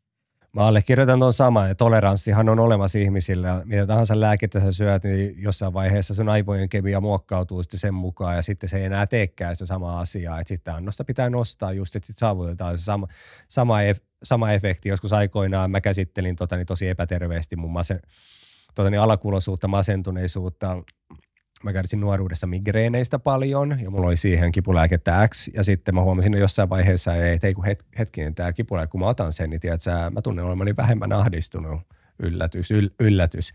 niin se muodostui epäterveeksi riippuvuudeksi sitten, jota mä ruokin vuosia, ja sitten jossain vaiheessa se oli pelkästään, että mä pääsin enää kemialliseen tasapainoon, tiedätkö, sen lääkeriippuvuuden osalta, että sitten se alakuloisuus oli siinä, että sille mä en enää voinut mitään, että se kääntyi sitten ajan saatossa mua itseäni vastaan. Mutta joo, toihan on tuttu ilmiö, ja niinhän se käy, että jossain vaiheessa sitä annosta pitää nostaa, ja mullakin on ihan sama, kun mä otan mun lääkkeen, mä voin vallan loistavasti. Sitten kun puoliintumisaika on ohitettu ja se vaikutus rupeaa lakkaamaan, mäkin koen sitten taas sellaista, turvallinen on ehkä väärä sana, sellaista ei hyvinvoivaa fiilistä. Että sitten munkin on pitänyt nostaa sitä lääkeannosta ja sitten ihan loputtomiahan. Se on vaikea yhtälö, tiedätkö, kun ihan loputtomiikaan ei voi hinata, tiedätkö. Jos aloitetaan 10 milligrammalla nyt, niin 2 vuoden päästä syödään 1000 milligrammaa. Että ei sekään ehkä ole sitten niin kuin hyvä kehityssuunta ja kaikki, mikä vaikuttaa meidän aivojen kemiaan. Ja jos se ei niin kuin järkyttyy sitten, niin kyllähän se laukaisee jo monissa, varmaan kaikissa ihmisissä ahdistusta. 1-2 sä et saakaan sitä lääkettä, mistä on ollut sulle apua. Ja sitten sun aivot on pakotettuja hakemaan sellaista uutta normaalia ja toimimaan sitten ilman niitä lääkkeitä. Ja kaikki muutokset niin kuin aiheuttaa hämmennystä, paniikkia, ahdistusta meissä. Osaatko tunnistaa sitten ennakkoon niitä tilanteita, jotka vois triggeröidä sitä ahdistuksen syntyä? No kyllä se on aika paljon niin kuin semmoista, että ei pysty niin kuin ennakoida. Että se voi tulla vaikka olisi ihan niin kuin, tiedätkö, kivaa kaveritten kanssa tässä on. Ja sitten yhtäkkiä sulle tulee semmoinen olo, että ihan niin kuin joku menisi tälleen. Mitä sä teet niissä hetkissä sitten, kun se alamäki alkaa? Koska niin kuin nopea kertomus itsestäni, niin silloin kun mulle iskee se, että mä olen superextrovertti, mä jaksan olla innokas, mä jaksan olla sosiaalinen, mutta sitten kun mulla tulee raja vastaan, sit mun on lähettävä, sit mun on tultava himaan ja mä pääsen maadottaa itteni. Ihan sama. Mä pystyn vähän siedättää siinä epämukavuusalueella itseäni, mutta mä oon sanottanut, mä en muistanut mikä tilanne oli ex-kumppanin kanssa, että jossain oltiin ja mä olin sanottanut hänelle siinä suhteen alussa, tiedätkö, että nämä on mussa vikoja, se ilmenee näin ja sitten välillä mulle tulee raja täyteen ja mun on sitten vaan poistuttava tilanteista. Mä en ole epäkunnioittava, mä en ole tylsistynyt, mä en halua olla törkeä, mutta mun on vaan lähdettävä. Niin mä en muista missä me oltiin. Jossain yleisellä paikalla jossain tilanteessa ja mä sanoin, että nyt on vaan lähdettävä. Niin se hänen responssi oli tosi makea silloin, että okei, fine, me lähdetään. Vaikka hän olisi halunnut jäädä, mä tiedän, että hän olisi halunnut jäädä, mutta päästiin pois kuitenkin siitä tilanteesta ja jälleen kerran päästään siihen, se on niin tärkeä varjella sitä omaa hyvinvointiaan, koska jos mä oltaisiin jääty siihen, mä olisin pakottanut itteeni, se olisi ollut vasten sitä, mitä mä tarviin neuropsykiatrisesti, niin se olisi loppunut tosi epäterveesti. Kaikilla on murtumispiste, jossain vaiheessa se oma sisäinen paine alkaa purkaantua epäterveesti ja kukaan meistä ei halua sitä ihan aikuisten oikeasti. Niinpä. Joo, mutta mulla ihan täysin sama. Että mä jaksan olla niin semmoinen social butterfly tuolla ja siis nautin oikeasti siitä, että mä pääsen tapaamaan uusia ihmisiä ja käymään keskusteluja, mutta sitten se yhtäkkiä se patteri vaan niin kuin sammuu. Ja sitten täytyy lähteä ja mitä vanhemmaksi mä tuun, niin sitä enemmän sitä omaa ääntä on jotenkin kunnioittamaan, että okei, että en mä nyt väkisin tässä rupea olla. Ja sitten mua myöskin rupeaa tosi paljon harmittaa se, että jos mulla ei ole niitä voimia ja mä oon jossain ja mä en pysty antaa itsestäni sitä parasta niin kuin sosiaalisesti toiselle, niin kuin käymään niitä keskusteluja ja olemaan mukava ja mä näytän nyrpeältä, jos mulla ei ole voimia ja vittuuntuneelta siltä, että mä en halua olla siellä, niin kuin en halukkaan silloin, jos on patteri lopussa. Mutta siitä tulee vielä paskempi fiilis sit. Että ei pysty antaa sitä itsestään muille, mitä haluaisi. On ja ne on ne valinnat, mitkä meidän pitää tehdä sit niissä hetkissä oikein. Valita se niin sanotusti hetkinen, meneekö tämä oikein? Valita se pienempi paha sitten niistä. Ja se pienempi paha niissä tilanteissa on poistua siitä, eikä jäädä siihen. Ja kun sä et pysty antamaan itsestäsi enempää. Niin miten sun lähipiirissä sitten kohdataan nämä hetket, että kun sun on vaan pakko poistua? Saat sä paljon ymmärrystä? Koet sä, että sä aiheutat pahennusta?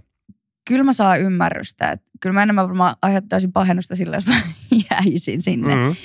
Mutta niin. Joo, siis kyllä mä uskon, tai siis koen, että lähipiiri ymmärtää tosi hyvin sitä. Ja just niin kuin aikaisemmin puhuttiin, niin mulla on ihan silleen kans muutamia vaan siinä silleen lähellä. Sitten mä koen, että semmoista, jotka ei kuulu siihen mun lähipiiriin, että ei mun tarvitse, en mä ole velkaa edes mitään niin kuin selitystä. Ja näinhän se menee. Joku voi kelata, että on itsekäs kelaa, että niin voi vaan poistua paikalta, mutta mä ajattelen ihan samalla tavalla. Että se on se mun luottamuksen piiri, kelle mä olen sitten tilivelvollinen ja sanotaan sitä mun toimintaa.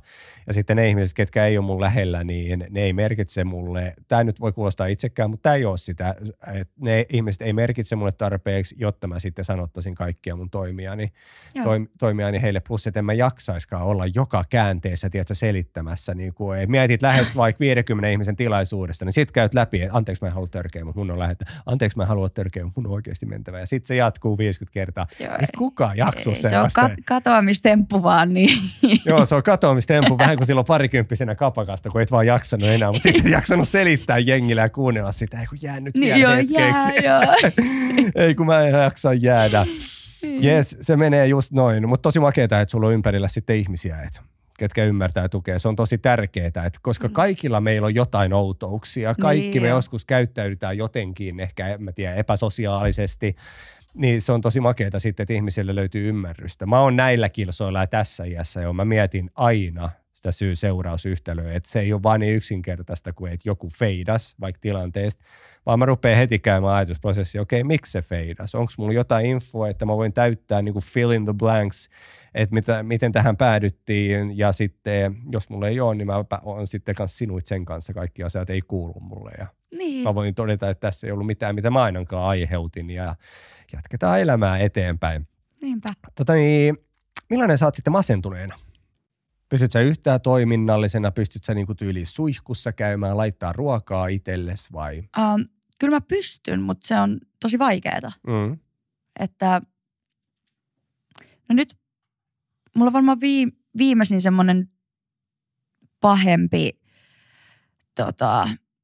kausi ollut joskus, siis siitä on vuosia. Et no sen jälkeen kun aloitti noi lääkkeet, niin just ei ole tullut mitään semmoisia isoja droppeja. Mutta kyllä silloin siis, tiedätkö, ihan perusasiat oli tosi vaikeita. Just joku hampaidenpesu tuntui vastenmieliseltä tai ruoan laittaminen tai syöminen tai mikä tahansa. Ei huvittanut mikään tai tuntui, että missään ei ole mitään järkeä. Ja tämä on se, missä päästään siihen, että ihminen, joka ei ole koskaan ollut masentunut, se ei voi ymmärtää, mitä sellainen syvä epätoivo ja toimimattomuus on, että sä et oikeasti, ja miten niin sä et pysty pesemään hampain, miten niin sä et pysty laittamaan safkaa, sullahan tulee nälkää, että totta kai sä laitat sitten safkaa itsellesi. Mutta sama se oli mulla silloin 5 vuotta sitten se viimeisimmäksi jäänyt, että mun piti opetella kaikki uudestaan. Safkan tekeminen, syöminen, pureskelu, koska mä olin 2 viikkoa ilman safkaa, mä olin todella vähällä vedellä. Niin kuin mikä ei tuntunut miltään, että kyllä mutsi oli siellä tukemassa ja niin kuin laittoi safkaa, mutta niin kuin mikä ei tuntunut vaan sen surun keskellä miltään. Että kaiken saa tosiaan opetella uudestaan. Suihkussa käynnin ja siis mun arkirutiiniahan se oli kesäaikaa silloin, niin mä heräsin aamulla sängystä, niin mä otin peiton ja siirryin sohvalle. Mulla oli ikkunat teipattuna, koska en mä halunnut nähdä mitään käynnistä kesäilmaa. Mä halusin olla siellä pimeässä mörrimöykkyluolassani ja sitä mä toistin 2 viikkoa. Sängyn ja sohvan väliin, leffoi Netflixistä takas nukkumaan lääkkeiden avulla, koska eihän mä nyt saanut sellaista rasitusta, että niin kuin olisi tullut sellaista luontaista väsymystä. Ja koko ajan elettiin pimeässä, niin ei aivot edes hiffannut, milloin on varmaan yö ja päivä menossa, että sitten sitä melatoniinia ei erittynyt hyvissä määrin. Millaista tukea sä sitten kaipaat siellä masennuksen keskellä sulle rakkaalta ihmisiltä? Mikä on parasta sulle just silloin?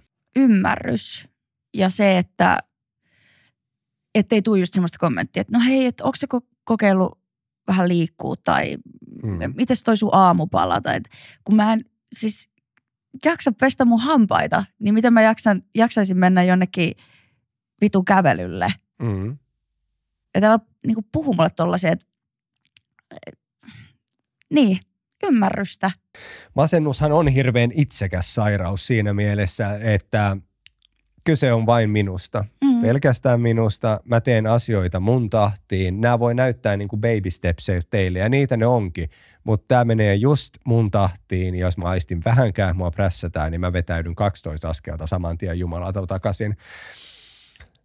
Mäkin olen kohdannut noita samoja, että jos menisit ulos vähän kävelemään. Mä en usko, että ne ihmiset koskaan haluaa mitään pahaa. Ei päinvastoin, että fyysinen liikunta, niin sehän lisää mielihyvähormoneita. Meidän verenkierto erittyy kaikkea makeeta, kun me aktivoidaan meidän kroppaa ja mennään tuolla meidän hapenottoon ihan erilaista, jos me käydään reippaan lenkillä, eikä sellaista pinnallista, hidasta hengitystä vaan, että sitten happea me ei saada tarpeeksi ja se sitten lisää vaan ahdistuneisuutta ja lisää niin kuin paniikin omasta tilaa.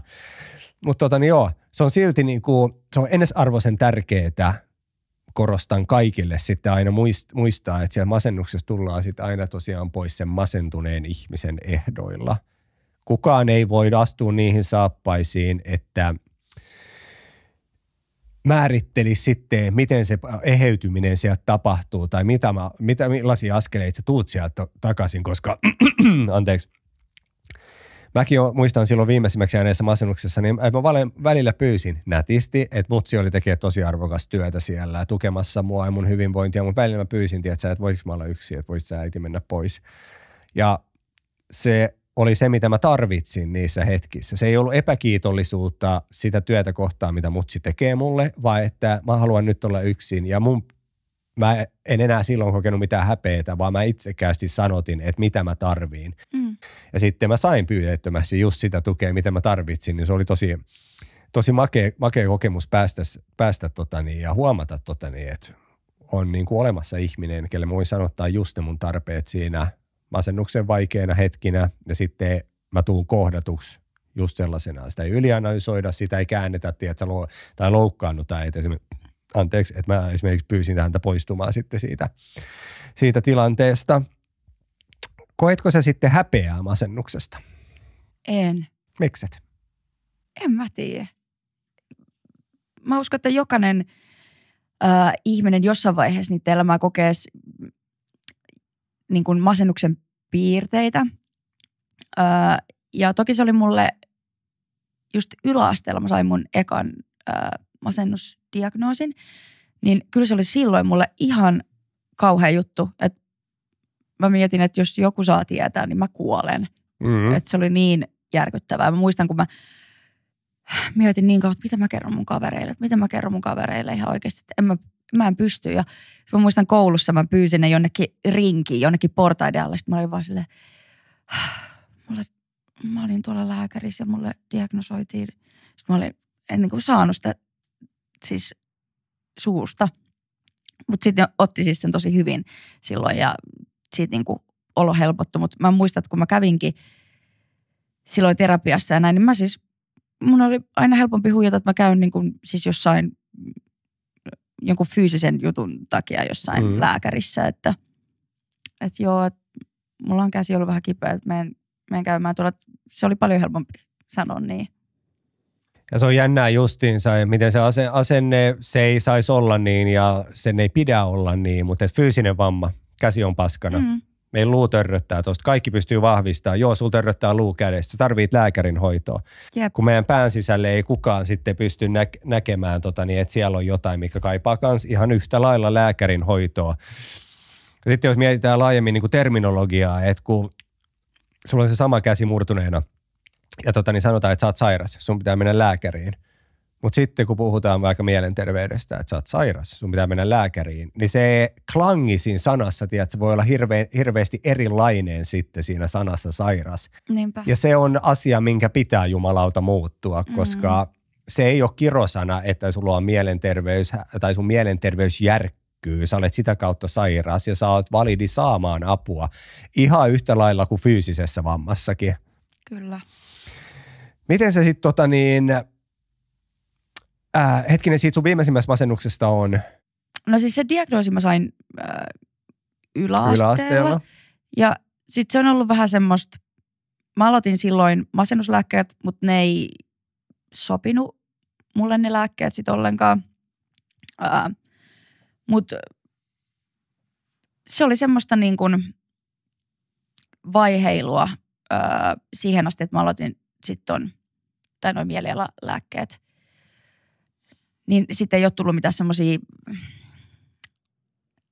selkeitä, selittämättömiä kausia, tiedätkö, että mikä on ihanaa. Se on ihanaa. Mielialalääkkeet on pop, ne on helvetin makea. Mutta tämäkin on sellainen, mikä jakaa vahvasti kyllä ihmisiä, että löytyy myös se oppositio, joka puhuu vahvasti mielialalääkkeitä vastaan. Ja ne on yksilöllisiä.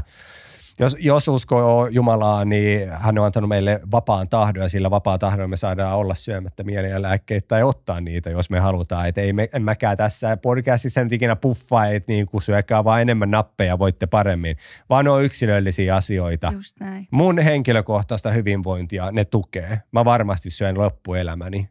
Ensinnäkin mä pääsen sinne loppuun asti ja niin mä voin vaan helkkarin paljon paremmin sitten niiden kanssa. Mä en muista historiikista nyt, että mainitsit sä, mutta onko sulla koskaan elämän aikana ollut itsetuhoisuutta? Tai itsetuhoisia ajatuksia? On ollut just nuorempana enemmänkin.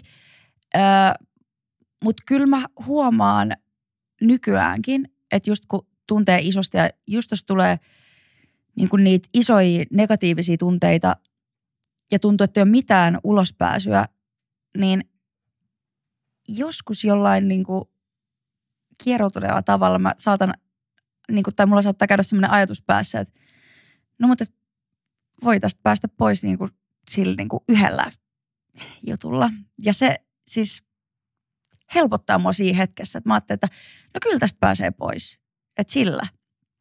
Että jos on semmoinen fiilis, että ei ole siis mitään ulospääsyä ja että tästä ei selviä, koska siltä se tuntuu, kun tulee niitä negatiivisia, tulee niitä vastoinkäymisiä, niin mulla tulee ihan semmoinen, että tästä ei selviä. Se on niin kokonaisvaltainen ja suuri se tunne. Mutta onneksi sekin menee sitten oikeastaan yhtä nopeasti ohi, kuin se on tullutkin. Mutta kyllä mulla silloin nuorempana oli siis paljon enemmän niin kuin, itsetuhoisia ajatuksia. Se on tosi normaali kela ja aina sidottu siihen kontekstiin, että jos vaikka henkilö on todella masentunut, ollut siellä suvannossa tosi pitkään, niin aivothan toimii niin, että ne etsii luontaisesti ratkaisua siihen tilanteeseen, mikä on nyt se masennus. Ja se on se kurja fiilis. Ja kun sä oot perannut ja miettinyt ja käynyt läpi vaihtoehtoja ja sä et keksi mitään, sit tulee just se itsemurha päähän vaikka ajatuksena. Se olisi ratkaisu. Se on tosi surullinen ja lopullinen ratkaisu, mutta se on ratkaisu, minkä sun aivot löytää siinä ehkä uupumustilassa, kun ei jaksa muutenkaan prosessoida ja funtsia niin kuin mitään isompia kuvioita, niin se tulee, mä oon aina sanonut ja tuun aina sanomaankin, että se tulee hirveän luontaisena osana sitten ajatuksen kulkua siihen, että aivot etsii ulospääsyä ja se tulee yhtenä ratkaisuna. Mullakin se on ollut joskus päässä ja 16-17 vuotta sitten mä seisoin talon katon reunalla ja olin valmis hyppäämään alas. Mutta se oli hirveästi sidottu siihen aikaan ja niin kuin mä sanoin, että nykyään se ei tulisi mieleenkään. Mutta mä olin voinut pahoin tosi pitkään. Mä en keksinyt, miten mä pääsen pois siitä. Ja sitten se oli todella hilkulla, että olisikin sitten lopullisesti päässyt pois. Mutta luojan kiitos, sitten se väistettiin ja ollaan tässä pisteessä. Elämä on kuitenkin aika helvetin kiva seikkailu sitten kokea. Niin millaisia ne sun itsetuhoiset ajatukset sitten oli siellä nuorempana? Ihan vaan, että haluan kuolla. Että ei ole niin kuin, just että mikään ei tunnu miltään ja tuntuu, että missään ei ole järkeä. Ja mä oon tosi nuorena niin kuin ala-asteella jo, että mä en ole kestänyt sitä ajatusta, että miksi me ollaan täällä ja mitä varten kaikki on ja mikä on elämän tarkoitus ja kaikki niin kuin tämmöinen.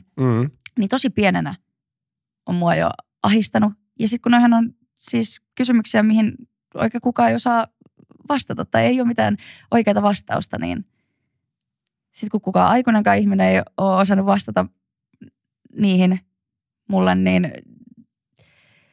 semmoiset on saanut niin kuin aikaan sen tunteen, että missään ei ole mitään järkeä tai mitä järkeä täällä olla. Noihan on sellaisia kysymyksiä, ne on liian isoja kysymyksiä ja meille aikuisille ne on tosi paljon liian isoja kysymyksiä. Ei tollaisia pitäisi joutua kelaamaan lapsen kengissä, vaan mietitään barbinukkeja ja poliisia rosvoleikkejä ja kaikkea, mitä kuuluu lapsuuteen. Tollaiset isot kysymykset pitäisi tulla sitten vasta jälkeenpäin, niin mä en joutunut kohtaamaan noin nuorena näitä keloja, niin se on ollut varmasti tosi ylitsevuotavan niin kuin ahdistavaa. Joo. Silloin muksuna. Kyllä. Muistatko, miten sä handlasit ne itse tuosta ajatukset tai silloin, kun tuli se itsemurha ekan kerran mieleen? Oliko se niin kuin sellaista aitoa halua, että mä haluan kuolla vai että mulla on paha olla ja mä haluan apua? Ehkä enemmän jälkimmäistä, ainakin aluksi, että niin kuin nyt tämä on mun niin kuin hätähuuto. Mutta kyllä se sitten oli jossain vaiheessa myös semmoinen itselle, niin kuin aikaisemmin sanoin, että niin kuin ratkaisu.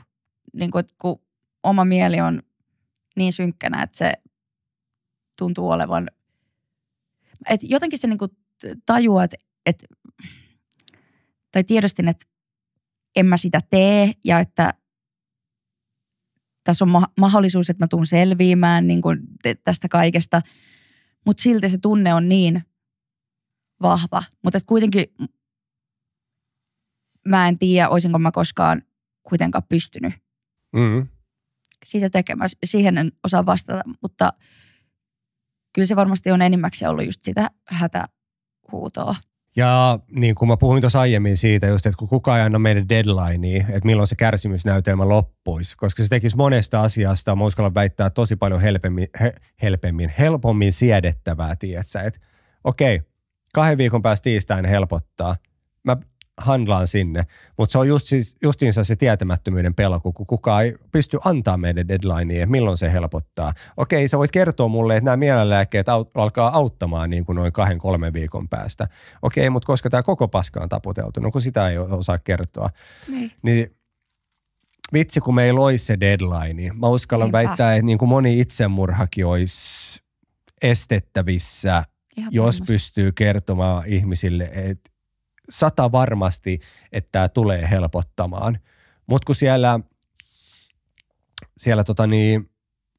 toivottomuuden tynnyrissä, niin se on tosi raskasta. Ja se, joka ei ole kohdannut masennusta tai mielenterveysjuttuja, ei sitä voi niin kuin sanoiksi oikein pukeakaan, miten lohduttoman yksin sitä on siellä. Ja niin kuin, toivohan on älyttömän vahva asia, että toivollahan me taistellaan silloin, kun kaikki muu on kadonnut jo. Että se niin kuin pitää meidät kiinni, että toivo siitä, että asiat tulisi paranemaan. Niin jos tämän pystyisi niin jotenkin ehkä sanottaa, mä en ole ikinä sanottanut sitä näin, mutta kun ihminen on murjottu niin pieniä läjiä, että se niin kuin toivo paremmastakin karkaa sun päästä, niin silloin se itsemurha, niin se tuntuu niin kuin sellaiselta vanhalta ystävältä, joka tulee ja kietoo kädet sun ympärille, että okei, sä oot kärsinyt tarpeeksi, lähdetään pois tästä kimpassa. Tuo oli sanottu tosi kauniisti. Okei. Itkettää jotenkin. Mä kuulostin fiksulta ja mä sain kyyneleet esiin. Mutta mulla tuli mieleen tuosta, mulla on semmoinen biisi mun debuittialbumilla kuin Peto, missä mä niinku kuvailen sitä masennusta sillä, että mä niinku, en pelkää sitä enää, vaan mä niinku pyydän sen, tai kun se tulee tuohon ovelle, niin mä avaan sille oveen ja mä pyydän sen tänne ja mä niinku tanssin sen kanssa ja niinku, että mä tiedän, että mun pitää käydä se vaan läpi. On. Ja siis ajatuksena nyt, kun kaikki on hyvin, niin se, että lähdet tanssiin Pedon kanssa just tuolla niinku kontekstilla, se kuulostaa niin kaukaiselta ja vieraalta ja ei voi käsittääkään. Mutta joskus se on ollut mullakin elämässä niitä tilanteita, että se olisi ollut lohdullinen näky. Mutta ja se mikä tekee niin kuin mielenterveyskeisseistä vaikeita silloin, kun nuoretkin kohtaa ekaa kertaa, sulla ei ole kokemusta niistä, sä et tiedä millaista se on, sä et tiedä, että asiat voi parantua, mikä oli itse asiassa yksi katalyytti sille, että miksi mä aloin tekemään tätä formaattia on, koska mä halusin tuoda esiin niitä tarinoita, että oikeasti ihmiset, hei guess what, on olemassa kaiken näköistä paskaa ja skeidaa, mutta niin kuin ihmiset pystyy handlaamaan näiden kanssa, koska sitä mä halusin kuulla itse. Jep. Et mielenterveydessä puhuttiin mun mielestä tosi, oli harmaita väreitä, mollivoitosta äänisuunnittelua ja tosi raskasta, tiedätkö, puheetunnelmaa. Ja kaikista niin kuin puhuttiin varovasti ja mä en halunnut kuulla sitä. Mä olin jo masentunut. Mun ei tarvitse nähdä lisää masentavaa skeidaa. Mä haluan kuulla, että joku on klaarannut, joku pystyy elämään näiden kanssa ja että on olemassa elämääkin masennuksen jälkeen. Ja sitä on olemassa. Hei, niin nyt me ollaan rupateltu melkein 1,5 tuntia ja siis tää on ollut niin antoisaa ja niin makeeta ja mä rakastan, kun mä saan niin kuin tämän formaatin kautta, mulla on mahdollisuus kohdata niin kuin tosi makeita ihmisiä tänne tulee studioon juttelemaan mun kanssa, vaihdetaan ajatuksia ja niin kuin mä monesti olen referoinut, että tämä on melkein parempaa terapiaa mulle itselle, niin kuin se terapia, mistä mä maksan, ei mitään loukkausta Juhaa kohtaan, mutta tiedätkö, tässä kun 2 entuudestaan tuntematonta ihmistä, mä koen, että mä pääsen luomaan niin kuin jokaisen kanssa aina sellaisen syvän yhteyden, kun tiedätkö, kaikki defensive moodit laskee mulla yhteisen asian äärellä, niin sitten sitä pääsee luomaan sellaisen niin kuin tosi intensiivisenkin siteen. Vaikka se on lyhyeksi hetkeksi, 1,5 tuntia tässä ollaan juteltu, mutta se on niin kuin tosi makeeta mulle. Millainen fiilis sulle jäi tästä? Siis ihan samanlainen ja semmoinen turvallinen ympäristö jakaa kaikkea, että unohti nämä kaikki. Se tässä monesti on, että moni ihminen vieras on sanonut, että se tekniikka unohtuu ja sitten se on vaan niin kuin, että 2 ihmistä käy puhetta keskenään.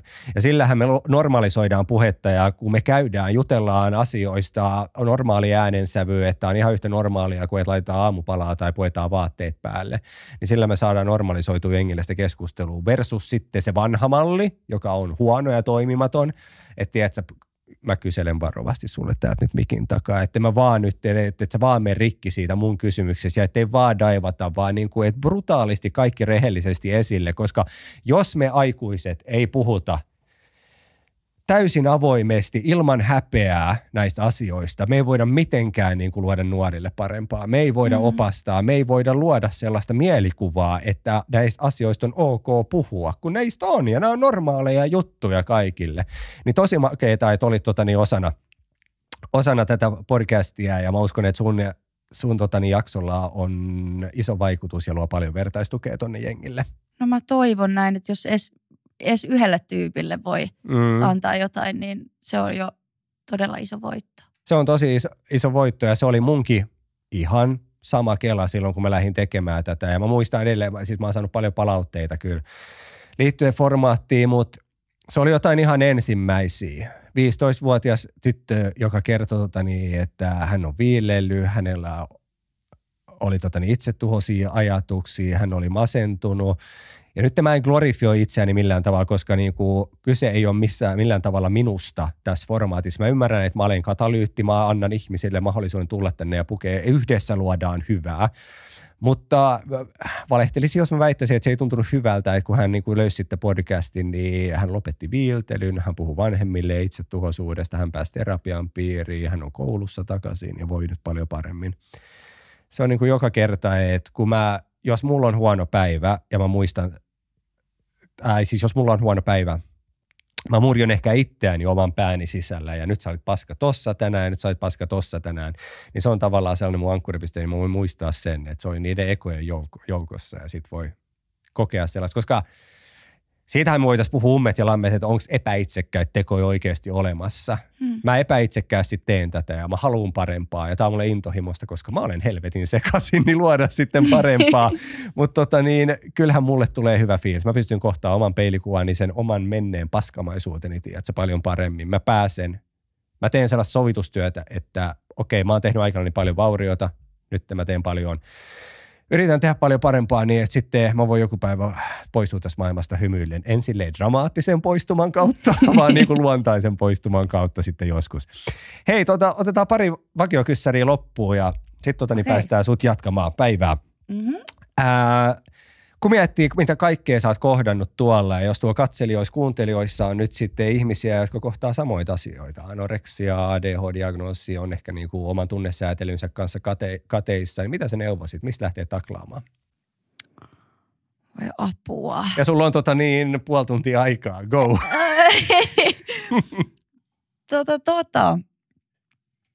Mä tiedän, että tää on iso kyssäri. Mitkä olisi sellaisia ensimmäisiä askeleita?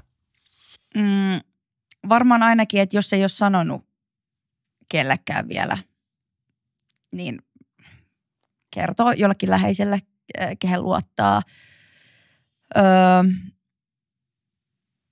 Siis apua, tää on ihan kauheata, koska mulla on kanssa äiti ollut, mulla on niin iso tuki. Äidit on parhaita. Niin on. Sehän on niinku auttanut mua niin paljon, että en mä olisi päässyt mihinkään terapiaan asti tai minnekään varmaan, jos niinku äitiä ei olisi ollut siinä jeesaamassa. Mutta varmaan sitten toi, että mitä mä tein, että mä kerroin sitten henkilölle, johon mä luotan, eli äidille ja pyysin apua ja niin. Mikä se kysymys olikaan edes? Mitä sä neuvoisit ihmisiä, jotka on kokenut samoja asioita, että mistä lähtee taklaamaan? Mun mielestä vastasit siihen helvetin hyvin. Vastasinko? Joo, koska minkä tahansa ongelman ratkaiseminen, niin se vaatii eka sitä, että myönnetään, että ongelma on olemassa. Niin. Ja sitten se pitää sanottaa jollekin ihmiselle sun itsesi ulkopuolelta. Mä oon samaa mieltä tossa, että se on niitä ekoisteppejä. Moni vieraskin on aloittanut justiinsa tolla, että etit jonkun, oma vanhempi, paras ystävä, terkkari koulussa, joku ihminen, kelle sä voit sanoa, ja sun, ai saakeli, anteeksi, mulla on nenä lävistetty just ja nyt mä en muista sitä, niin mä... Onko se just laitettu? Se on just laitettu. Ja tiedätkö, mitä mua ärsytti? Mä luulin, että mä saan renkaan saman tien, mutta mä joudun tällä tapilla marssimaan nyt hetken, mutta tää on just laitettu. Mä nyt rapsutan ja mä unohdan, että se on vielä siellä ja tuoreena se on kipeä. Mitä mä olin sanomassa? Niin siis etsii jonkun, kelle voi sanottaa ja tiedätkö, kun ei tarvitse sanoa mitään muuta kuin, että mulla on paha olla, mä en tiedä miksi. Niin sitten joku ihminen, joka toivottavasti sut kohtaa oikein, niin sitten lähdette yhdessä funtsiin, että okei, miksi sä voit huonosti? Niinpä. Niin, että sitä ei tarvitse tietää, että hei, mulla on tämä ja tämä. Että en mäkään tiennyt silloin ennen kuin mä sain mitään diagnooseja. Että vaikka kun mä sain ADHD-diagnoosi, niin mä olin ihan varma, että mulla on kaksisuuntainen. Ja mä menin sinne, että mä en edes ajatellut, että mulla voisi olla ADHD. Mutta siis nyt kun se diagnoosi on, niin mä oon silleen, totta kai, niin kuin katsoo taaksepäin. Niin. Joo, mutta se on älyttömän makea juttu, että ainakin nyt retroperspektiivissä voi itse sanoa, että silloin kun mä avasin suun, niin mut kohdattiin tosi hyvin. Mä sain apua. Mäkään en tiennyt, mikä mua vaivaa. Mä tiesin vaan, että mä oon voinut pahoin. Mä seison katon reunalla ja mä olin hyppäämässä. Clearly something's wrong. Niin mut kohdattiin sit hyvin ja mä toivon, että jokainen siellä sitten kanssa tulee kohdatuksi hyvin, että kun kokee pahoinvointia ja sitten ei tiedä, mistä lähtee tarpomaan. Ja just painotan edelleen, että teidän ei tarvitse tietää, mikä on vialla. Sen takia on sitten ammattiapu ja auttajat, jotka pystyy kertomaan, että mikä on vialla. Niinpä. Ja sama pohjustus, eli kun miettii sun elämänkaarta tähän asti, mitä kaikkea sä oot käynyt läpi ja on ollut ADHD-diagnoosia ja sitten on ollut masennuksesta, anoreksia ja niin poispäin, niin tykkäätkö itsestäsi nykyään? Kyllä mä tykkään. Kyllä mä tykkään, että kaikki toi on myös vaatinut paljon semmoista itsetutkiskelua ja just silloin, kun ei ole tiennyt, että mikä on, niin on väkisin joutunut niin kuin opetteleen itteensä. Niin kyllä mä tykkään. Mä oon sillä aika sinut ittenikaan nykyään. Totta kai se on varmaan semmoinen ikuinen projekti ja matka läpi elämän, että tuskin, tai en tiedä voiko koskaan olla niin kuin 100% sinut, mutta kyllä mä aika hyvin oon. On. Mä otan ihan nopean paasauksen tähän loppuun. Mulle lause, mä olen hyvä tällaisena, se on mulle megalomaanisen ahdistava, koska syvemmin, koska mun aivot niinku repii senkin lauseen osiin. Että se viestii mulle, että sun ei tarvitse kehittyä, sä et halua unelmoida mistään, sä oot hyvä siinä, missä sä oot nyt, nyt vaan odotellaan sit kuolemaa. Niin ihan vaan pohjautuen tohon logiikkaan, niin mä väittää ja tuen komppaan mitä sä sanoit, niin kuin moni asia on elämänpituinen matka, just että sä oot tyytyväinen oman itsesi kanssa. Sä handlaa sun mielenterveyttä, terveyttä ylipäätänsä, niin kaikki on jatkuvaa kehitystä. Että sekin on vakio tässä maailmassa, että asiat ja tilanteet ja ajat tulee muuttumaan. Meidän pitää olla adaptiivisia ja sitten kehittää jatkuvasti. Mä rakastan uusien asioiden oppimista. Mä oon niin intohimoinen, että sitten kun joku kolahtaa ja mä haluan kehittää itseäni jatkuvasti, että mulle se olisi tosi ahdistavaa, jos mä tekisin vaan yhtä ja samaa juttua juttua, tämä formaatti pois luettuna, mutta tiedätkö, niin kuin duunia, tiedätkö, jossain toimistokopissa ja mihinkään ei olisi niin kuin tilanteet ei muuttuisi, mikä ei paranisi, niin se olisi mulle tosi ahdistavaa. Joo. Niin sen takia muutenkin täydellisyys, kun on illuusio, joka kasvaa halusta, niin kun sitä ei ole olemassakaan, niin me ei koskaan olla valmiit, me ei koskaan olla täydellisiä. Että aina, että duunin määräkin on vakio, että aina löytyy työskenneltävää itsensä kanssa. Ja nyt mulla katkesi ajatus kokonaan. Paasasiko me jo tarpeeksi tuossa? Ei, mutta just näin. Ja semmoinen, että haluaa niitä haasteita ja haluaa oppia itsestään koko ajan uutta. Ja sillä, että vaikka olisi jotain itsellä vähän ikäviä asioita, mitä ei haluaisi myöntää itsestään, niin silti siitäkin löytää jonkun semmoisen hopeareunuksen, että no mutta nyt mulla on mahdollisuus oppia tästä.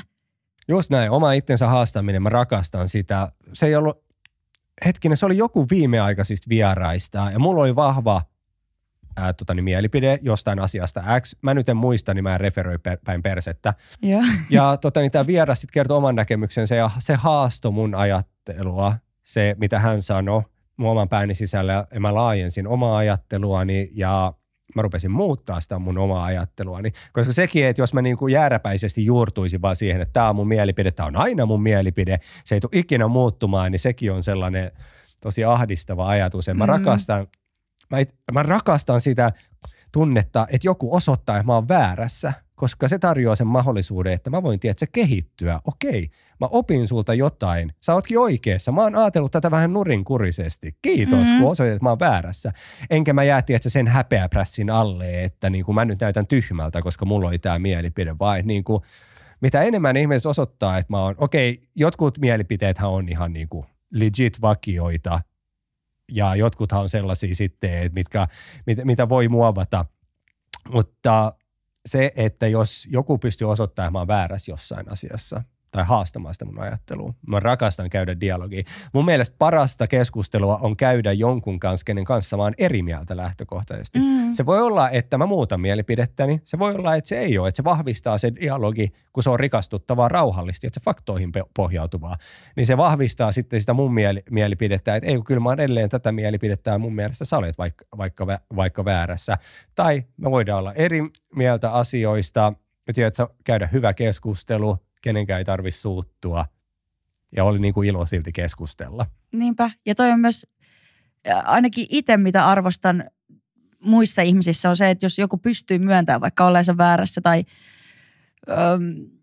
osaa aidosti pyytää anteeksi, tiedätkö, tommosia juttuja, että sä niin kuin, mikä se sana on, että sä niin kuin just työnnät sen sun egon niin kuin sivuun. Joo, työntää sen egon sivuun, koska me ollaan kaikki haavoittuvaisia, me ollaan erehtyväisiä, me ollaan jokseenkin viallisia ihmisiä, ihan jokainen meistä. Me tehdään virheitä, jotkut on pieniä, jotkut on vähän isompia. Täydellisyyttä ei edelleenkään ole olemassa ja sen sijaan, että ihmiset tähtäisi täydellisyyteen, tähdätään vaikka erinomaisuuteen. Joinakin päivinä, tiedät sä, tarpeeksi hyvä, niin sekin riittää. Tänään musta ei irronnut enempää. Mutta joo, että sä pystyt työntämään sen egos sivuun, omistaa ne sun virhees, niin se on tosi makea. Se on tosi iso juttu. Niinpä. Ja jos joku tekee sen, niin mulla tulee heti semmoinen olo, että mä voin luottaa siihen jotenkin, tiedätkö? Kyllä se avaa sellaista syvää luottamusta sit siihen tyyppiin, koska se on niin kuin tarpeeksi iso ja kypsä. Koska kaikki on varmaan kohdannut pitkin elämäänsä niitä tyyppejä, jotka ei myönnä, että ne on väärässä. Vaikka löysit veneen airolla selkää faktoja, niin ne ei myönnä, että ne on väärässä. Ja silloin pitää vaan hyväksyä, että ihmisellä on korva, mutta se ei kuuntele ja poistua. Niinpä. Mutta sitten, mä oon ihan samaa mieltä. Jos joku myöntää, että hei, mä olin väärässä. Sori. Joo, ei se mitään. Mennään eteenpäin. Se on mulle tosi iso ihmisen mittari, että sä pystyt myöntämään, että sä olit väärässä. Niinpä. Ja sitten löydätte sen yhteisen kasvun sitten sitä kautta. Hyvä. Ennen kuin me lähdetään jakson introa ja soitetaan kuvat, sitten mä päästän sut lähtemään, niin mulla olisi pyyntö, mihin on snaditarina pohjustuksena. Okei. Sami Elbanna istui täällä tuolissa aikaisemmin siinä ja tää on se sama story, minkä te ootte. Ei, te ette ole kuullut, koska sun jakso tulee ulos ennen kuin Samin jakso. Okei. Ei. Vuonna 1996 mun äiti vei mut ja mun veljen kuuntelemaan Bon Jovia Helsingin Olympiastadionille. Se oli osa These Days-albumin kiertuetta. Ja mä olin 13-vuotias kloppi ja tiedätkö, kun Richie soitti niitä kitarasooloja, mä rakastuin siihen ja mä ajattelin, että ei vitsi, ton mä haluan oppia. Musta ei koskaan tullut ammattimuusikkoa, mutta mä oon 27 vuotta soittanut skebaa niin kuin silti aktiivisesti. Ja aikanaan mä olin säästänyt rahaa, että mä saan ostettua mustan Gibson Les Paul-kitaran, sähkökitaran. Ja sillä kitaralla mä oon ylivoimaisesti oppinut eniten. Se roikkuu tuossa tämän mun sermin takana seinällä. Aikanaan Salovaaran Mikon opastuksella mä opin soittaa soolokitaraa.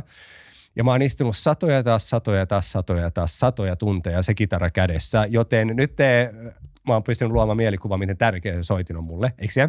Joo. Hyvä. Niin, mä haluaisin pyytää, että sä heittäisit nimmari siihen kitaraan, koska mä rakastan sitä musiikkia, minkä sä teet. Mä oon kuunnellut sitä paljon. Sä oot yksi tämän hetken lahjakkaimpia muusikoita äänellisesti, kokonaisvaltaisesti, mitä tämä maa tuottaa. Ja mulle olisi todella suuri kunnia, jos mä saisin sun nimmarin siihen skebaan. Ja miksi mä kerroin ton tarinan? On siksi, koska muusikot harvemmin laittaa nimmarin soittimiin ja syykin on ilmeinen, koska ei haluta, että se löytyy torilta tai eBayltä, tiedätkö? Ja sit ratsastetaan sillä sun nimmarilla vaikka. Mutta mä sain Elvanan Samilta siihen kitaraan nimmarin, niin saisinko mä sultakin siihen? No totta kai. Jee! Kiitos niin paljon. Mulla oli fanboy-hetki tässä nyt. Ihan mahtava homma ja mulla on sama tussikin valmiina, niin voidaan heittää siihen. Onko se kultainen? Se on kultainen tussi, se on musta kitara ja siinä on kultainen hardware kaikki, niin kultainen tussi sopii siihen, kun nakutettu. Kyllä. Jes, iso kiitos, makea homma. Mihin me jäätiin nyt? Joku outro pitäisi vissiin vetää. Iso kiitos, kun tulit vieraaksi. Tosiaan kaiken mitä mieltä mä oon susta, niin mä tuossa äsken kerroin. Sä oot todella fiksu, kaunis, lupaava, mahtava artisti kauttaaltaan. Mä povaan sulle todella paljon valoisaa tulevaisuutta, todella makeita juttuja ja jatka tuolla tiellä, mitä sä kuljet. Sä oot selkeästi löytänyt oman juttus ja sä oot niin helvetin suvereeni siinä. Tosi iso kiitos, että mä sain sut vieraaksi tähän podcastiin. Oli mahtava tavata sut. Kiitos sama, kiitos, että sain tulla. Ja iso kiitos katselijoille ja kuuntelijoille taas tästäkin jaksosta. Jos joku teistä haluaisi tulla tähän studioon vieraaksi tuohon vertaistukea sen oman tarinansa kautta, niin se meidän sähköposti on okeolarikki@gmail.com. Laittakaa sinne mailia tulemaan, niin me laitetaan sitten se teidän jakso tapahtumaan. Myös niiden somekanavien kautta viestit ne tavoittaa ihan yhtä lailla. Ja jos ne meidän somekanavat ei ole vielä seurannassa, niin Fase, Insta, TikTok, Supla, Spotify, YouTube ja Apple Podcast-alustoit meidät löytää. Herra Jumala, kun niitä on paljon. Käykää nappaa seurantaan, koska aika toinen maanantai me tuotetaan tätä heittämällä Suomen hauskinta ja rehellisintä podcastia mielenterveydestä. 2 viikon päästä nähdään taas uusi Verso studiossa, uusi tarina kuunneltavana siihen asti. Kuten aina, olkaa ihmisiä, ihmisille voikaa hyvin ja muistakaa, että on täysin okei olla rikki. Takko, hei, morjens!